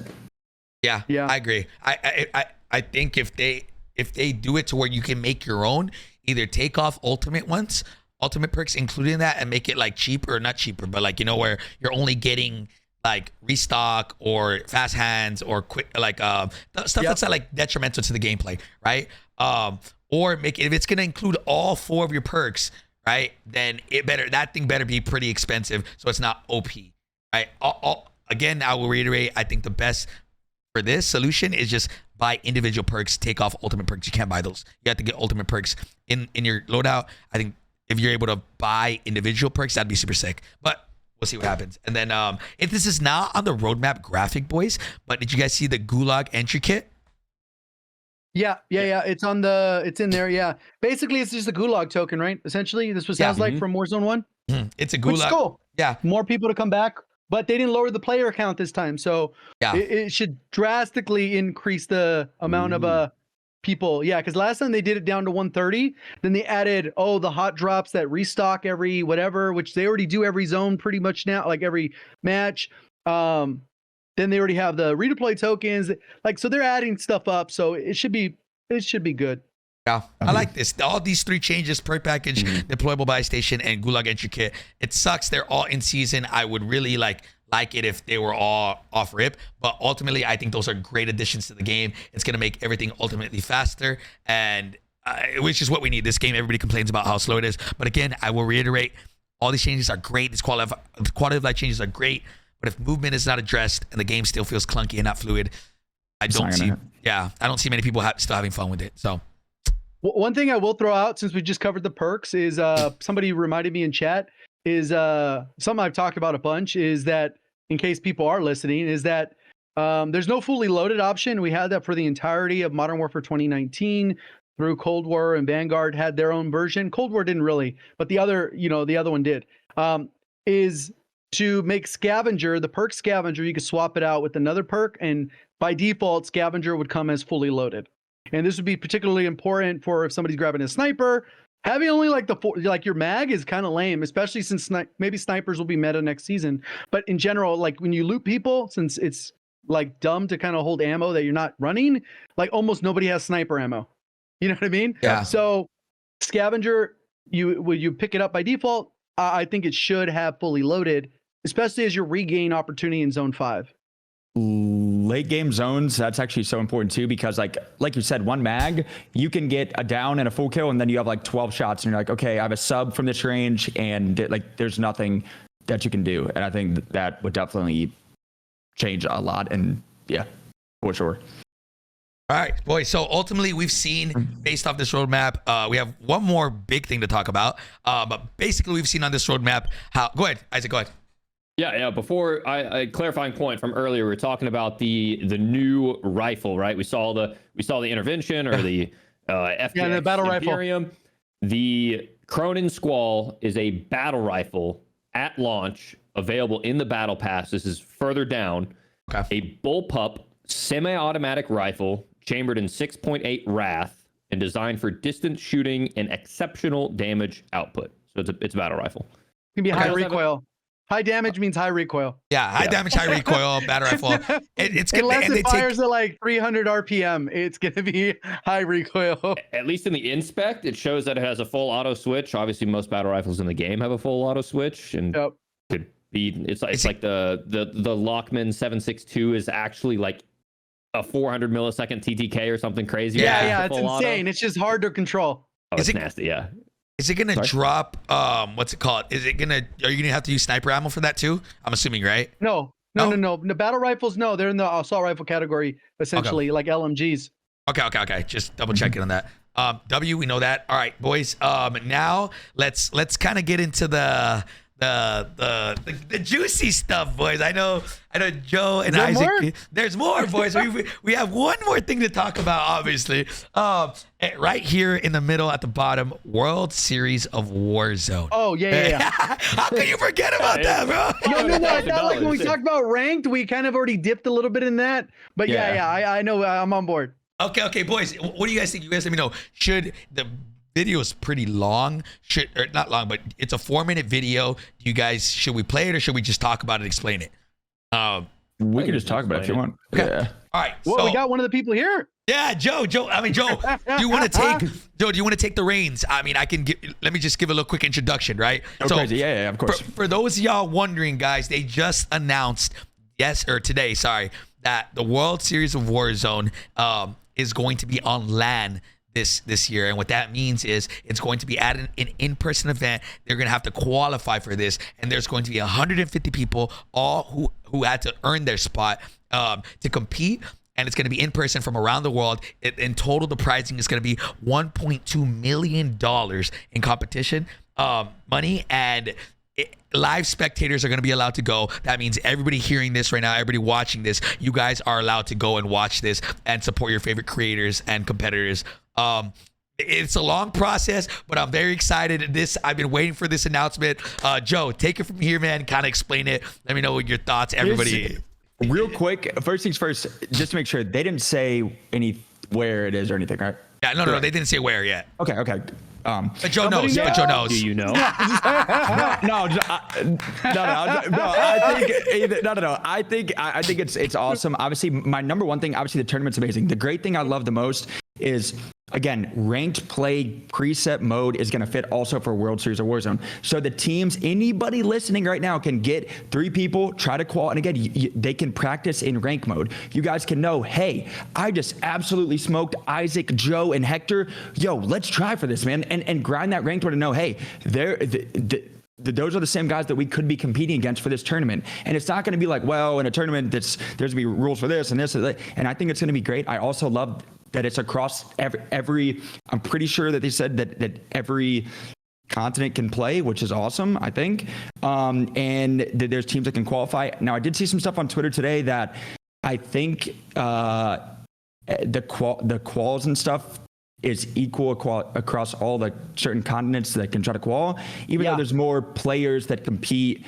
They'll get like one team per region or something like that. Again, I don't really like that, to be honest, just because there's more competitors in but it's only 10 teams. Region. It's only 10 teams. There's going to be 40 teams from NAEU. Yeah. Okay. So APAC is what? Is that Australia? Yep. Okay. So they only get one spot then, right? 1, 2, 3, 4, 5, 6, 7, 8, 9, 10. Yeah. Mm-hmm. Okay. All right. And also, like, the graphic looks incredibly complicated, but it's essentially, to simplify it, at least from my perspective, it's essentially what they did previously with the World Series of Warzone, with the more steps involved. But the winners of those two essentially get pushed into the finals, like the top teams. Yeah. And the lower teams, those compete out with a few other invited teams for the final spots in the finals. That because they may have been in stacked lobbies because they were on NA. You know how it is. It's a little bit more stacked than. But I'm just. Know that's kind of how. Oh, you gonna round some feathers, baby.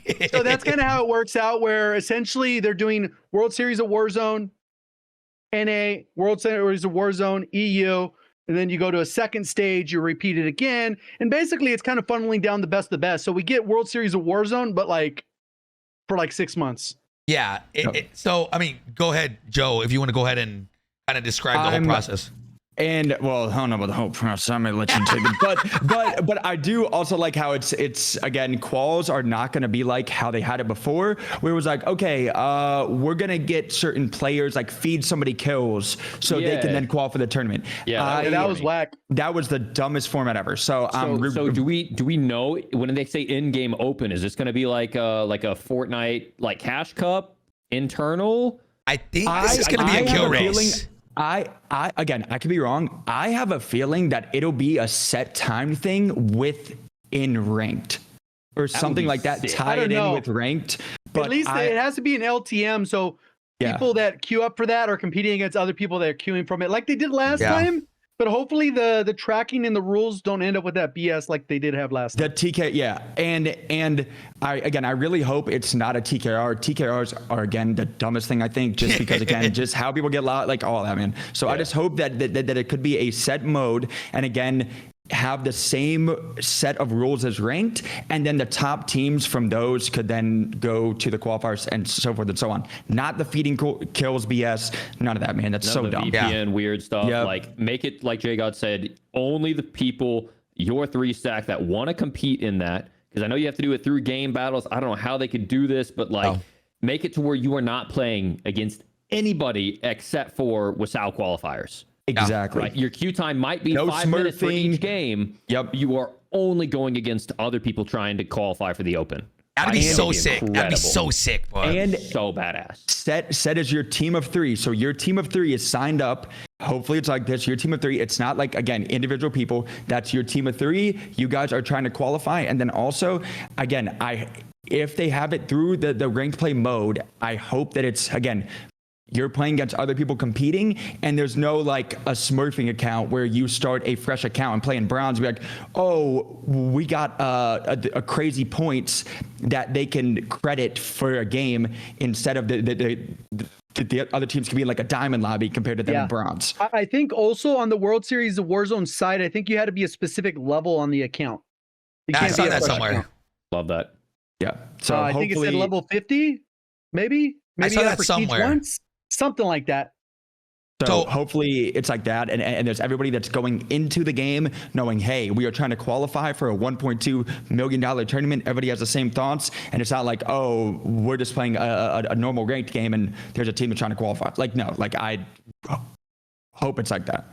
Yeah. I mean, look, I'll explain it real fast. If you want, I can go through. I have the graphic up. So the way it's going to work, guys, is in April and May. I know they have the specific dates on the blog, but in April and May, there's going to be pretty much stage 1. This is all stage 1, April and May. It's first is the in-game open. Right? Anybody can, anybody watching this, anybody hearing this now, you can compete in this if you sign up. There is no, oh, just content creators get this. No, anybody can compete. Then the top 50 teams from that open qualifier, right, compete in a qualifiers tournament. And I'm sure this is going to be, because it's 50 teams times 3, 150. This is going to be a custom tournament, right? Then after that, the top 25 teams from that tournament compete against 25 invited trios, right? What they're using for those 25 invited trios, the criteria, I don't really know, but there's 25 teams that are invited and 25 teams that qualified from the qualifiers. That makes 50 teams total, and that is for stage 1 regionals finals. That is 150 players, 50 teams, right? And I really like this. Go ahead. I can provide some insight. At least as far as I'm aware, they're probably going to do the same thing as World Series of Warzone, because I already saw Crowder tweet out. Me personally, I'm representing Los Angeles Guerrillas as one of the invited. So they're going to have at least 12 for each of the CDL spots. So that way they always keep the CDL involved. And then I imagine after that, they're probably inviting the Titans, right? The swag, maybe Nick Merckx, Huskers, Tommy Amanu, Ahsoka, like whatever the captains would be. Yeah. Okay. All right. So and then they'll choose their teams and go from there. Mm-hmm. I like this. This is actually not a bad idea. I think at the end of the day, like everybody gets an opportunity, which is it's that's also what I want. Cool too. Is like when you look at it on your screen right here, you got the in-game open, and then that pushes over to the qualifiers, and then like you won that, and then you're gonna move on to the regional finals. But like, let's say you just woke up and you had a terrible performance. You're still going to get pushed to the next qualifiers with the new group of in-game. And then you're like, all right, cool. We let's get it together. We make it happen. You'll go to the next regionals.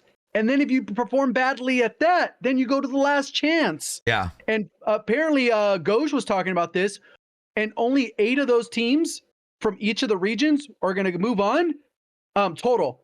So 4 from NA and 4 from EU.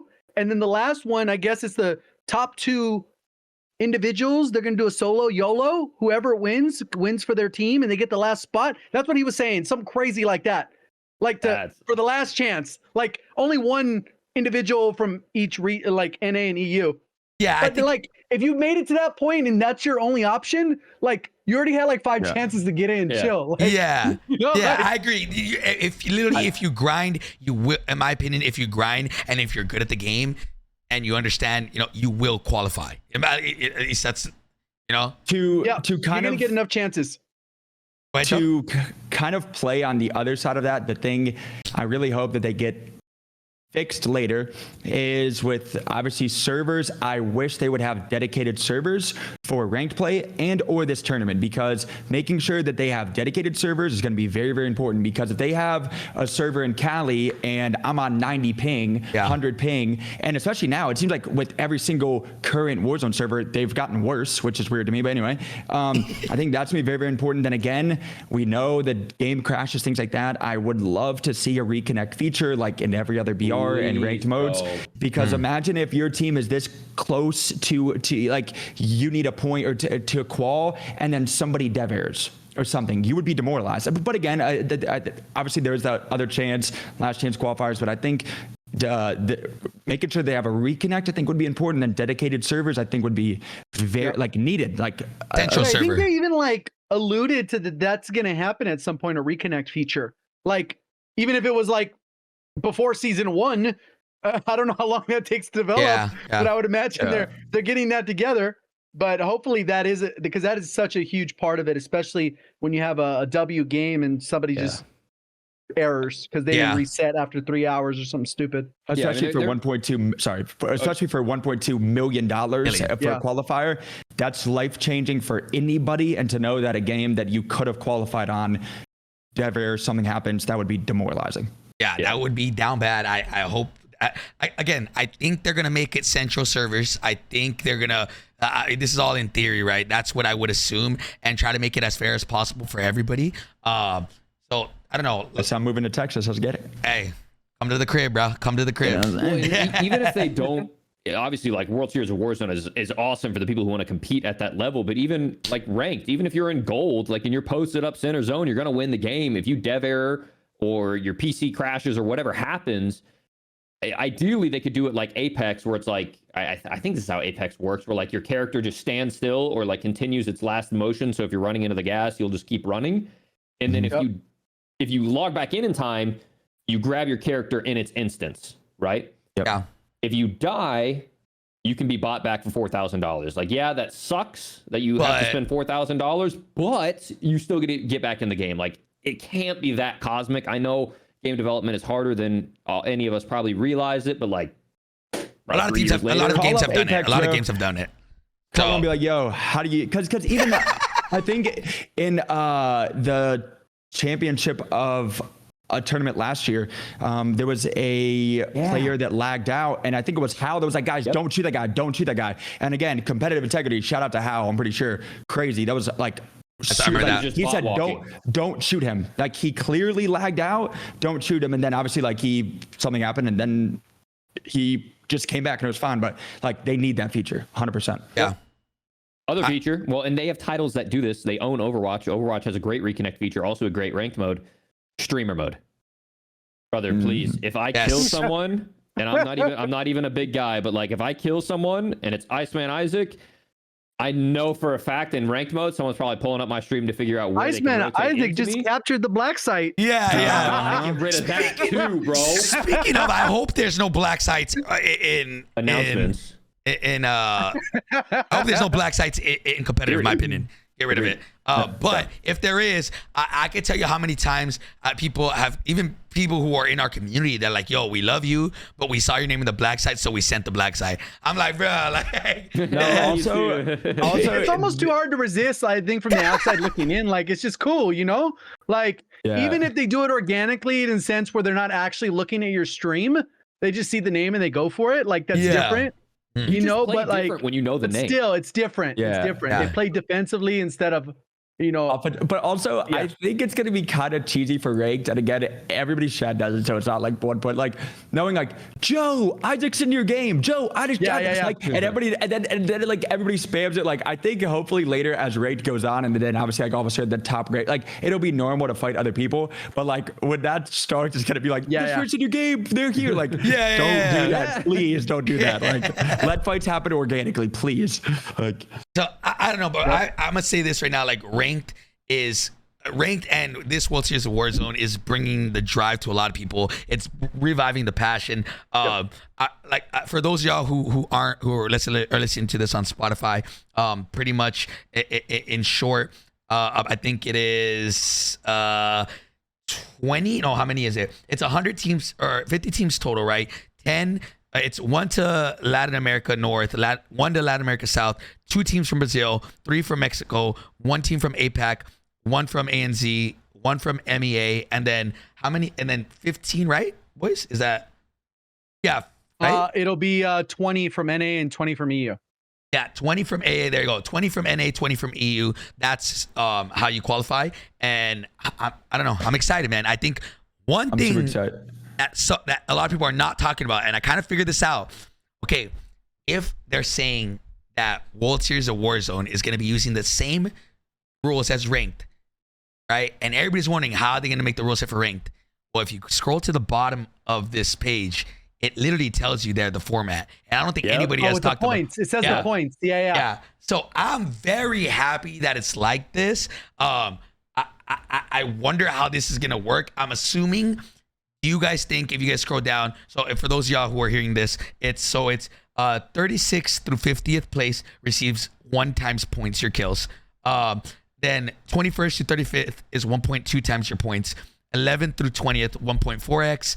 6th through 10th place is 1.6x. 2nd through 5th is 1.8x. And then 1st is 2 times your points. Yep. Do you guys think this is going to be the ranked playlist rule set?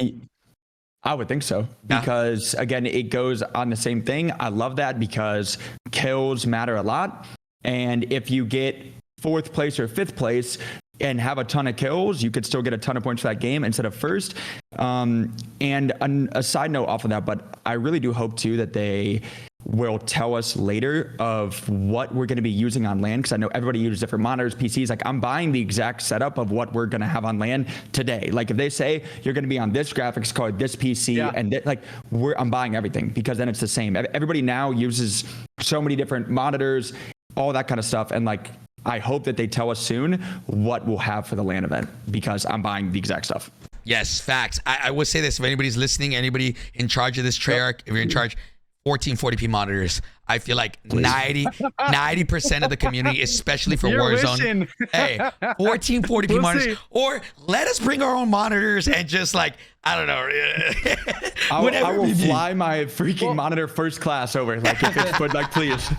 Please, if it's for 1.5. One thing I will add that you were kind of asking, do you think it'll be the same? I don't know if it'll be the same rule set, like in terms of the actual scoring, because in terms of like viewership from a viewer perspective, the kills are more important.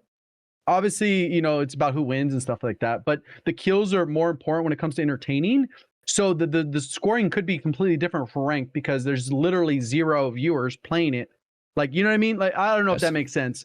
Like, they do have to make the show a show versus like ranked. Literally, if I'm going to play ranked and no one's watching me because I'm not streaming, then it's me playing it. The fact that it's going to be entertaining to watch is irrelevant for a ranked mode. Yeah. Obviously, there is importance to it. Like, we see it differently from a streamer perspective or even from a show perspective. But more than likely, it'll be the same. But I'm saying it could differ because literally those are completely different. Like, obviously, viewership's important when they're trying to do a tournament for XY sponsor or whoever's running the show. I think it's pretty kill heavy. I mean, the fact that you can get 20th place and get 1.4x multiplier and get 2nd place, I agree, and get 1.8. Like, I think if this is the ranked lobbies, it's going to turn into pretty aggressive pub stomping unless people get put in check by some good teams. Yeah, I agree. I think this is 35th place is at 35th place is to get 1.2. I think that's way too high. I made a list out there. I put it on Twitter. I think you should only be rewarded with multipliers for like closer to like the top 10. 20. Even top 10. I think that's cutthroat. Like, and I feel like that would be better. Did you guys see what I posted? I kind of disagree, because there's times where like you could have a really good game with 12 kills and then die pretty early. Let's say that you get top 20 or something, and then that game is completely chalked, but you were frying the lobby and then got like held out of zone or headshot sniped or something, and like, dang, this whole game is chalked. But like, let's say that you're playing hyper aggressive and we're frying, you still get good points for that game because your team was playing aggressive. Yeah, well, I don't want points for placement. I just think the placement multiplier. So if you're still frying out and you're dropping 12 kills, that's worth a lot of points, right?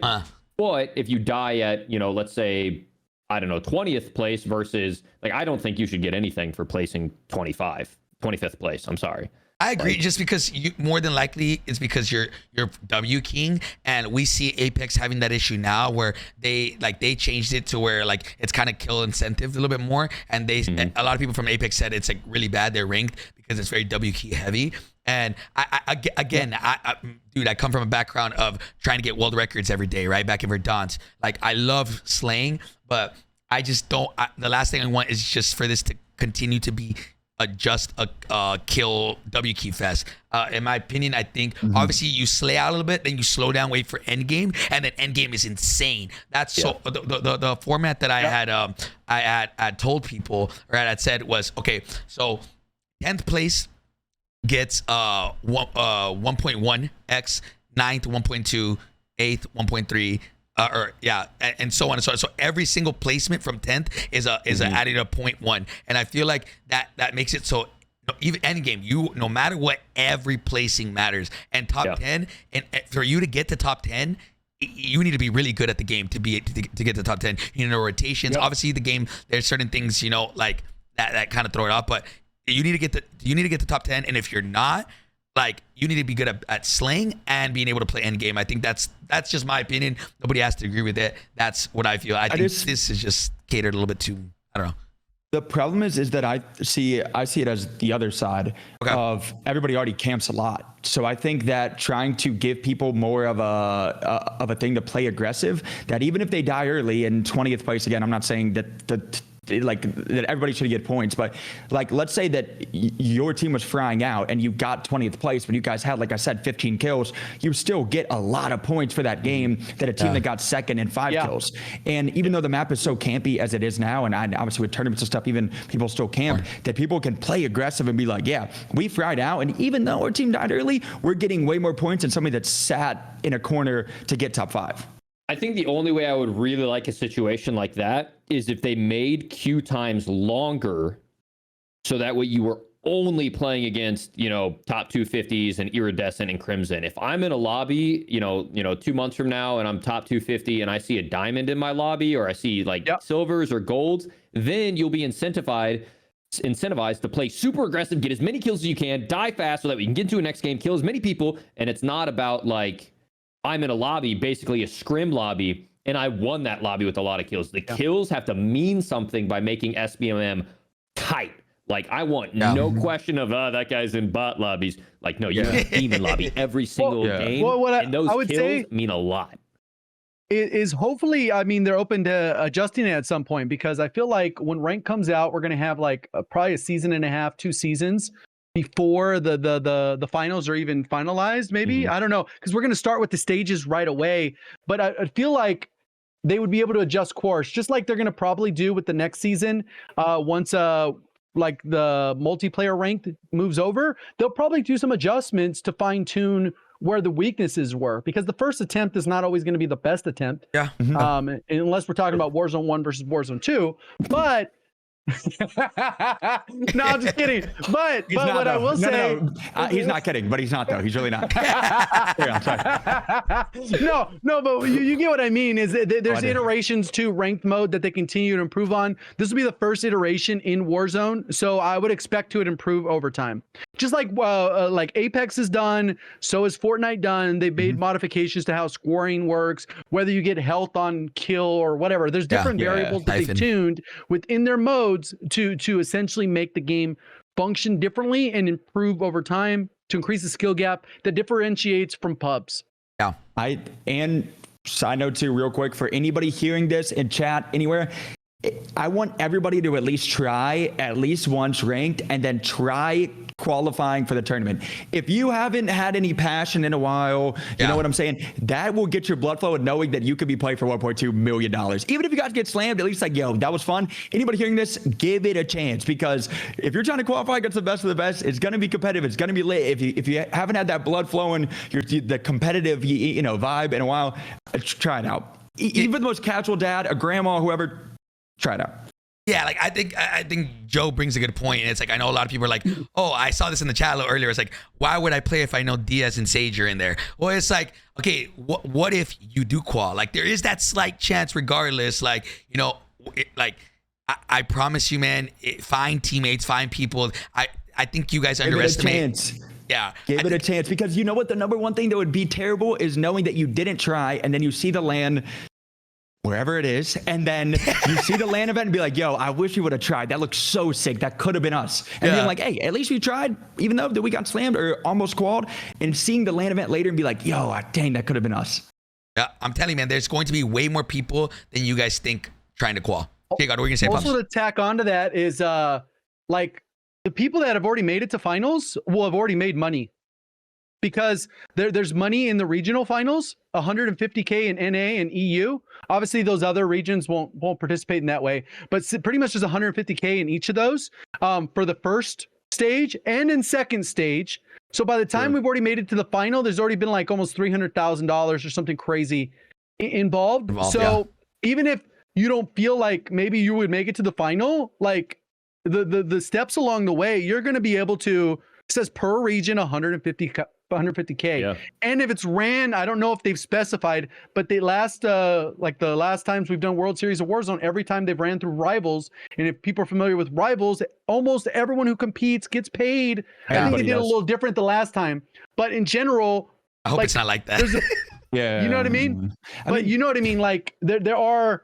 It's not like a top 50 payout. I think before they did like top, 50, because there was 50 trios and they paid out all 50 trios. And then the most recent one, it was like the top 25 trios.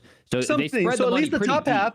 Yeah. So literally, if you're moving on to the next half, you're going to win money. So you can win back to back. So you could have already won both tourneys, like in top 25, and maybe get paid out for both. And you're already a winner before you even go to the finals, And for any creator, this is a good chance, or actually a great chance to get recognized. Like when people are like, "Whoa, Joe, like I can't grow a stream on this game," blah blah blah. Like this is a chance to get recognized. This is content. This is YouTube channel, but this is everything to know that you can say, "Yo, our team qualified for this tournament," or "Yo, our team is a top 5 team in a certain ranked mode," or things like that. This is a way to get recognized and grow a brand, a name for yourself, 1,000,000%, bro. This is a chance that a lot of people, I feel like, didn't have, and it is 100% a great chance to grow your brand and name and content. Diaz in the chat, and he said, "I hate that they pay out everybody." This guy just wants all the money to himself, bro. Yep. Look, but one thing I saw, I noticed that this. They don't. Oh, sorry. No, go ahead. I hope they don't do the captains thing again, where captains get $1.2 million tournament, but captains get $1 million. No, I think they scrapped that after the first 2 iterations. They scrapped that because in the final one, it was the most, like, I think it was back in October or September or maybe August. I don't know. It was around that time. It was solid. I thought it was done well with the trios and then the solo YOLO stuff. I think it worked out both regions. It was good. It was good. Good for the creators that got the bag, but like, people off a list and got like more than the people that got third place. Like literally, I was so mad. We got second, bro. We got second, and was it Aiden or who was it? Who was it that got? Swag won. He won the captain's pick. Yeah. And Swag made like 3 times more than we did. I was like, bro, we got second. We got second. Cheesy. I was like, whatever. But they have that breakdown at some point, and that'll be interesting to see how that plays out. But getting back to it, like Joe said, anyone can compete, and there's a lot of money to be had before you even make it to the final. Yeah. Real quick, I wanted to throw this out there. I think this is kind of crazy. Even if you win stage 1 finals, you don't qual to the main event. Yeah, that's wild. That's crazy. You would think like, well, it would actually kind of hurt you though. In a way, it would hurt you because you don't get to play in the second regional finals, which has $150,000. That's true. So either way, like top 25 participate in this, which it goes, but then obviously I think I'm with you. I think it'd be sick if like top 3 guaranteed went to the global final, but you can still compete, right? Right. So that way, if you frag out in the regional finals, first one, you're like, boom, I made it to the global finals. You still play in the next regional finals, and then it just bumps down to the next person if you do make top 15 again. But again, even during qualifiers, I hope, again, if anybody, and I'm assuming they are listening, because but please, for all good things in my soul, I want them to post exact specs of every single thing that we're going to be using it, because then preparing for that tournament, I think most creators, that quad, obviously the people that quad got paid from the tournament are going to be buying the exact same things that we're going to be using. So then there's no confusion like, oh, this computer stinks. This is so different from my setup at home. This monitor's like everything is the same. Where then and it happens every time, no matter where you go for the setups. On pretty much all the lands or anywhere where there's events or whatever, literally the setups you go for a stream. I remember like Joe, he was saying that, oh, we had to buy some streaming PCs because they were using some old stuff. I had to buy 3. But you know what I mean? Like it's one of those things that like literally, like nothing will ever be like $7,000 setup for. You know, it's just not going to happen. COD Next is pretty nice. They crushed COD Next. It was. Oh yeah, COD Next. They had some to us, but they crushed COD Next. Yeah. Joe, I know some people had audio issues, but that was mainly because they were streaming. If it was dedicated gaming rig, it wouldn't matter. Joe, Rob was in the chat and he was saying that when you asked it earlier, he said it earlier. He said that probably not anytime soon. That you'll know the specs. That we'll know the specs. Yeah, I'm pretty sure that's what he was talking about. But well, then if he's still here, hopefully that can be done and a top thing as they plan for this, because I think that's very, very important for everybody that's competing to know what we'll be using. Because again, I think every single person has completely different monitors, completely different setups, and obviously playing for that much money, it's very, very important to know what you'll be playing on exact things. So I thought one thing they did really cool at the Baka Bros Wonderland for competitive integrity is they made everyone bring their mice, their keyboards, and their controllers. The day before the event, you had to leave your stuff there, and then they inspected everyone's controllers, everyone keyboard and mouse. Like, I thought that was badass. Like when I'm like, I have to leave my controller here. Why? I don't want someone to steal it. And like, no, we're checking everything. And I'm like, yeah, and I thought that was good too. Hopefully, I mean, I'm pretty sure they'll do the same thing where they kind of have a day where you walk through, make sure all your stuff's good. Because I know there was people the day of that did have issues, but they arrived late or they didn't like take that prep time seriously to make sure that all the equipment was dialed in, because sometimes that happens where like you go up and you're like, oh, my sense isn't even dialed in. Like what? Like we had 3 hours, 4 hours yesterday. And records it, and then I get flamed for shooting circles. Oh, I know. yeah, just so y'all know. He pulled me aside and was like, yo, let's do a quick interview. I'm like, all right. I come back, I'm shooting dodecagons, and I'm like, what is going on, bro? And I'm like, it's my 8, and they turn on my aim assist. So yeah, let's definitely do a tech test, please. That was perfect. I pulled Joe to the side. I had my video editor go to Joe's setup, turn off his aim assist, and Joe dead. I was like, yo, I swear, bro, I'm not so like this. Bro. I was like, he's like, I'm not this bad on land, bro. I'm not this bad. I was like, what is going on, bro? I was like, yo, I gotta lock in. Like, what is happening? Yeah. Anyways, boys, listen, man. I think it's pretty safe to say that this is probably going to be a W update. Again, I'm gonna reiterate because I'm gonna get it in the comments. I'm gonna get it as of right now. Go ahead, Joe. Go ahead, JGOD. There's another thing that this doesn't mention, and obviously if it's a LAN event, like that's cool, like we had with the Wonderland. But the other thing would be like attendance. Oh yeah, they said like, they said a viable. They did say it said it in the video that in the spectators. I didn't hear that part. Yeah, live audience. Yep. Live. Oh shoot, that's even bigger W. Yeah. Cool. I wasn't 100% sure. I was like, oh, how are they gonna do it? Because if they did it like at COD Next, LAN would be easy. They would just put everyone in that room again and set it up, and they'd be straight. But if you need an audience, it's different. Maybe they'll do it in Texas or something. Yeah, I don't know where they would do it. Hopefully Texas, that'd be dope because it would be because obviously the Optic has their HUD thing there. And yep. Yeah, so I mean, boys, I think you're gonna need something bigger, bro. That Optic head, I don't think that the esports stadium in Arlington would be big enough to have 50 teams, 150 players, and a maybe not. Audience. I don't know. You're right. Renting out a freaking soccer field. Yeah. I don't know. Yo, hey, get the AT&T Stadium, bro. I mean, obviously, think about it. Live audience. Hype. Live audience. Again, there'll be 150 players, and obviously, like that's gonna be setups and everything spaced out. And then obviously a live audience. It's not small. It's not little. Didn't Fortnite do that? They rented out like a football stadium. Yeah, they did a full. Yep. Damn. Listen, boys. Now This is about to be insane. I've been saying it for like a week and a half, 2 weeks. I've been saying like everybody's passion's about to go through the roof as soon as this is announced. And I already see everybody tweeting out, looking for a third, looking for 2. Like their passion is through the roof. I'm literally so excited for this. It's gonna be dope. We'll see what it brings. I don't know.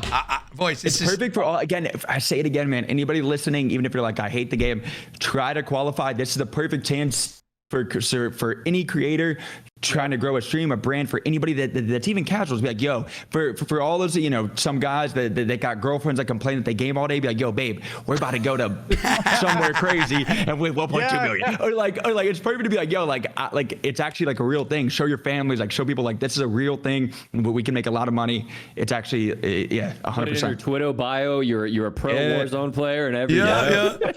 Officially. And just know we're gonna be on the lookout for some unknown demons in here. We'll definitely be talking about y'all on the podcast if y'all make some waves. So, boys, anything else before we as I was saying before we're gonna close? I was saying just to reiterate. I know I'm gonna get in the comments. I'm getting in the stream. Remember, right now there is no word on movement or time to kill or gun changes. That is all in the patch notes. Today was strictly just what's it called? What's the word? I keep forgetting. Blog post and roadmap. So all that stuff will be announced literally probably either a day before, right? Usually, or the day of the update. So just so everybody's aware. All right, I don't want to hear it. Oh, you guys didn't talk about movement. You guys didn't talk about time to kill. Okay, I'm just letting you know the day. Okay, Rob said day of the update. The patch notes will come out. So just so y'all are aware. Ricochet. Wait. Oh, you're right. Ricochet, boys. I didn't see any updates. Oh, like the update we got on the Tuesday. past. Joe's shocked. No Cronus. Yo, God, I'm actually on Apex right now. The irony of Swag getting second place and winning almost 3 games in the first custom tourney after the Cronus ban wave. That was good look for him, honestly. Well, you know what's funny is they put that through like it was coming. But it's the meme. Like it was coming in season 3. And people were like, "Oh, you're gonna be exposed," and I was like, "It's already active. Like, you're behind, bro. You've been listening to the wrong brainwashing. It's already active. If someone's gonna get exposed, it would have already happened. It didn't happen. They don't. Anytime there's an update in Ricochet, it's already like 3 days before that, a week before it. They don't let you know until it's too late. Exactly. Which is good. I like that a lot. I think now I'm tired.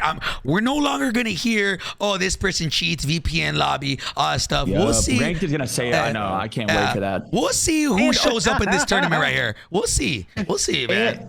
Side note too, because I saw my entire Twitter, and I would assume that all of us can probably agree. By the way, first of all, none of us are being paid to say any of this. So like seeing that, yo, you got a bag for that. It's like, what are you saying? Anyway, none of us being paid for that. Second of all, I think of any creator call we've ever had, this call has the most hope of any call I've ever been on, because I'm like, finally they're doing something that we've been asking about forever.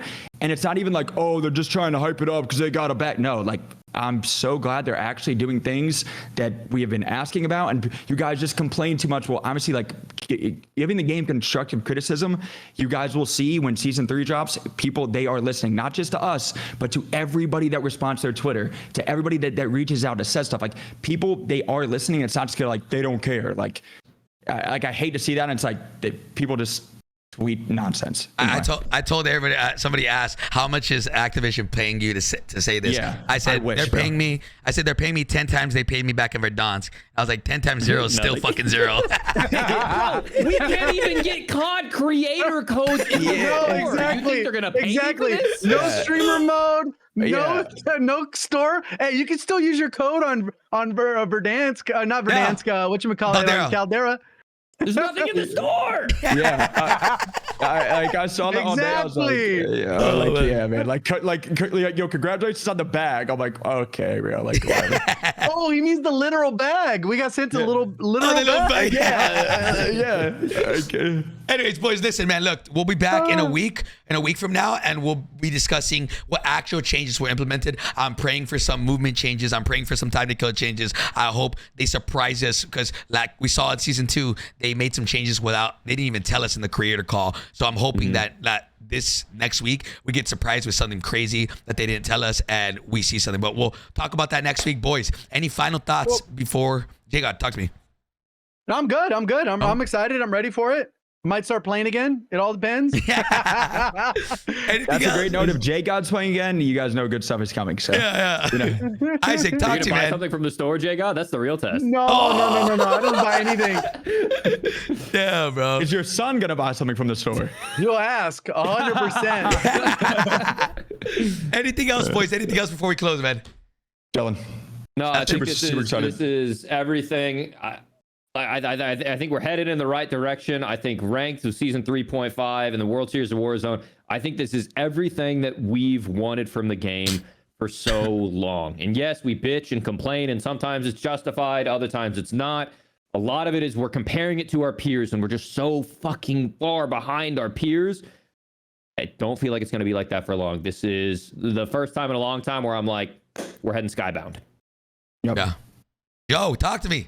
Anything? I agree, bro. I think again, like it's just so many people take like creators complaining about the game from giving constructive criticism about the game when being like, hey, Warzone 2 sucks. Okay, well, why does it suck? Cause like you didn't help at all. You're just saying the game sucks. But then being like, hey, we should try this certain thing. Again, respond to their Twitter. Like giving them options of or just thoughts. We are seeing that actually come into play now, which again, we've been asking for. And there's a big difference from being like, the game sucks, I'm not playing it, to being like, yo, the game sucks or this sucks, and here's how it could be fixed or here's why it's bad. And again, I think that's a massive difference between just being complaining and giving the game constructive criticism. And I'm glad that they're finally listening and finally changing a lot of stuff, because I don't know anybody that, again, this is like our job. I don't know anybody that if you go to your job and you see a way that something could be changed and could improve, that would just sit back and be like, oh, it is what it is. Like, no, you would go there and be like, hey, I think this could be done better. And yeah, super excited. All right, boys. Same thing. Like I literally just mirror everything you guys said, and I hope they bring Krampus back. So, my boys, we'll see you guys. We'll see you guys next week. Thank you guys, as always, everybody listening, everybody watching. Thank you guys so much for tuning in. Next week, we'll have another podcast ready to go, and we'll see what actually is implemented. Boys, as always, JGOD, Isaac, Joe, appreciate y'all coming out. Thank you guys, as always. I love you guys. Guys, everybody in the chat, I'll catch you guys in the next one, baby. Peace!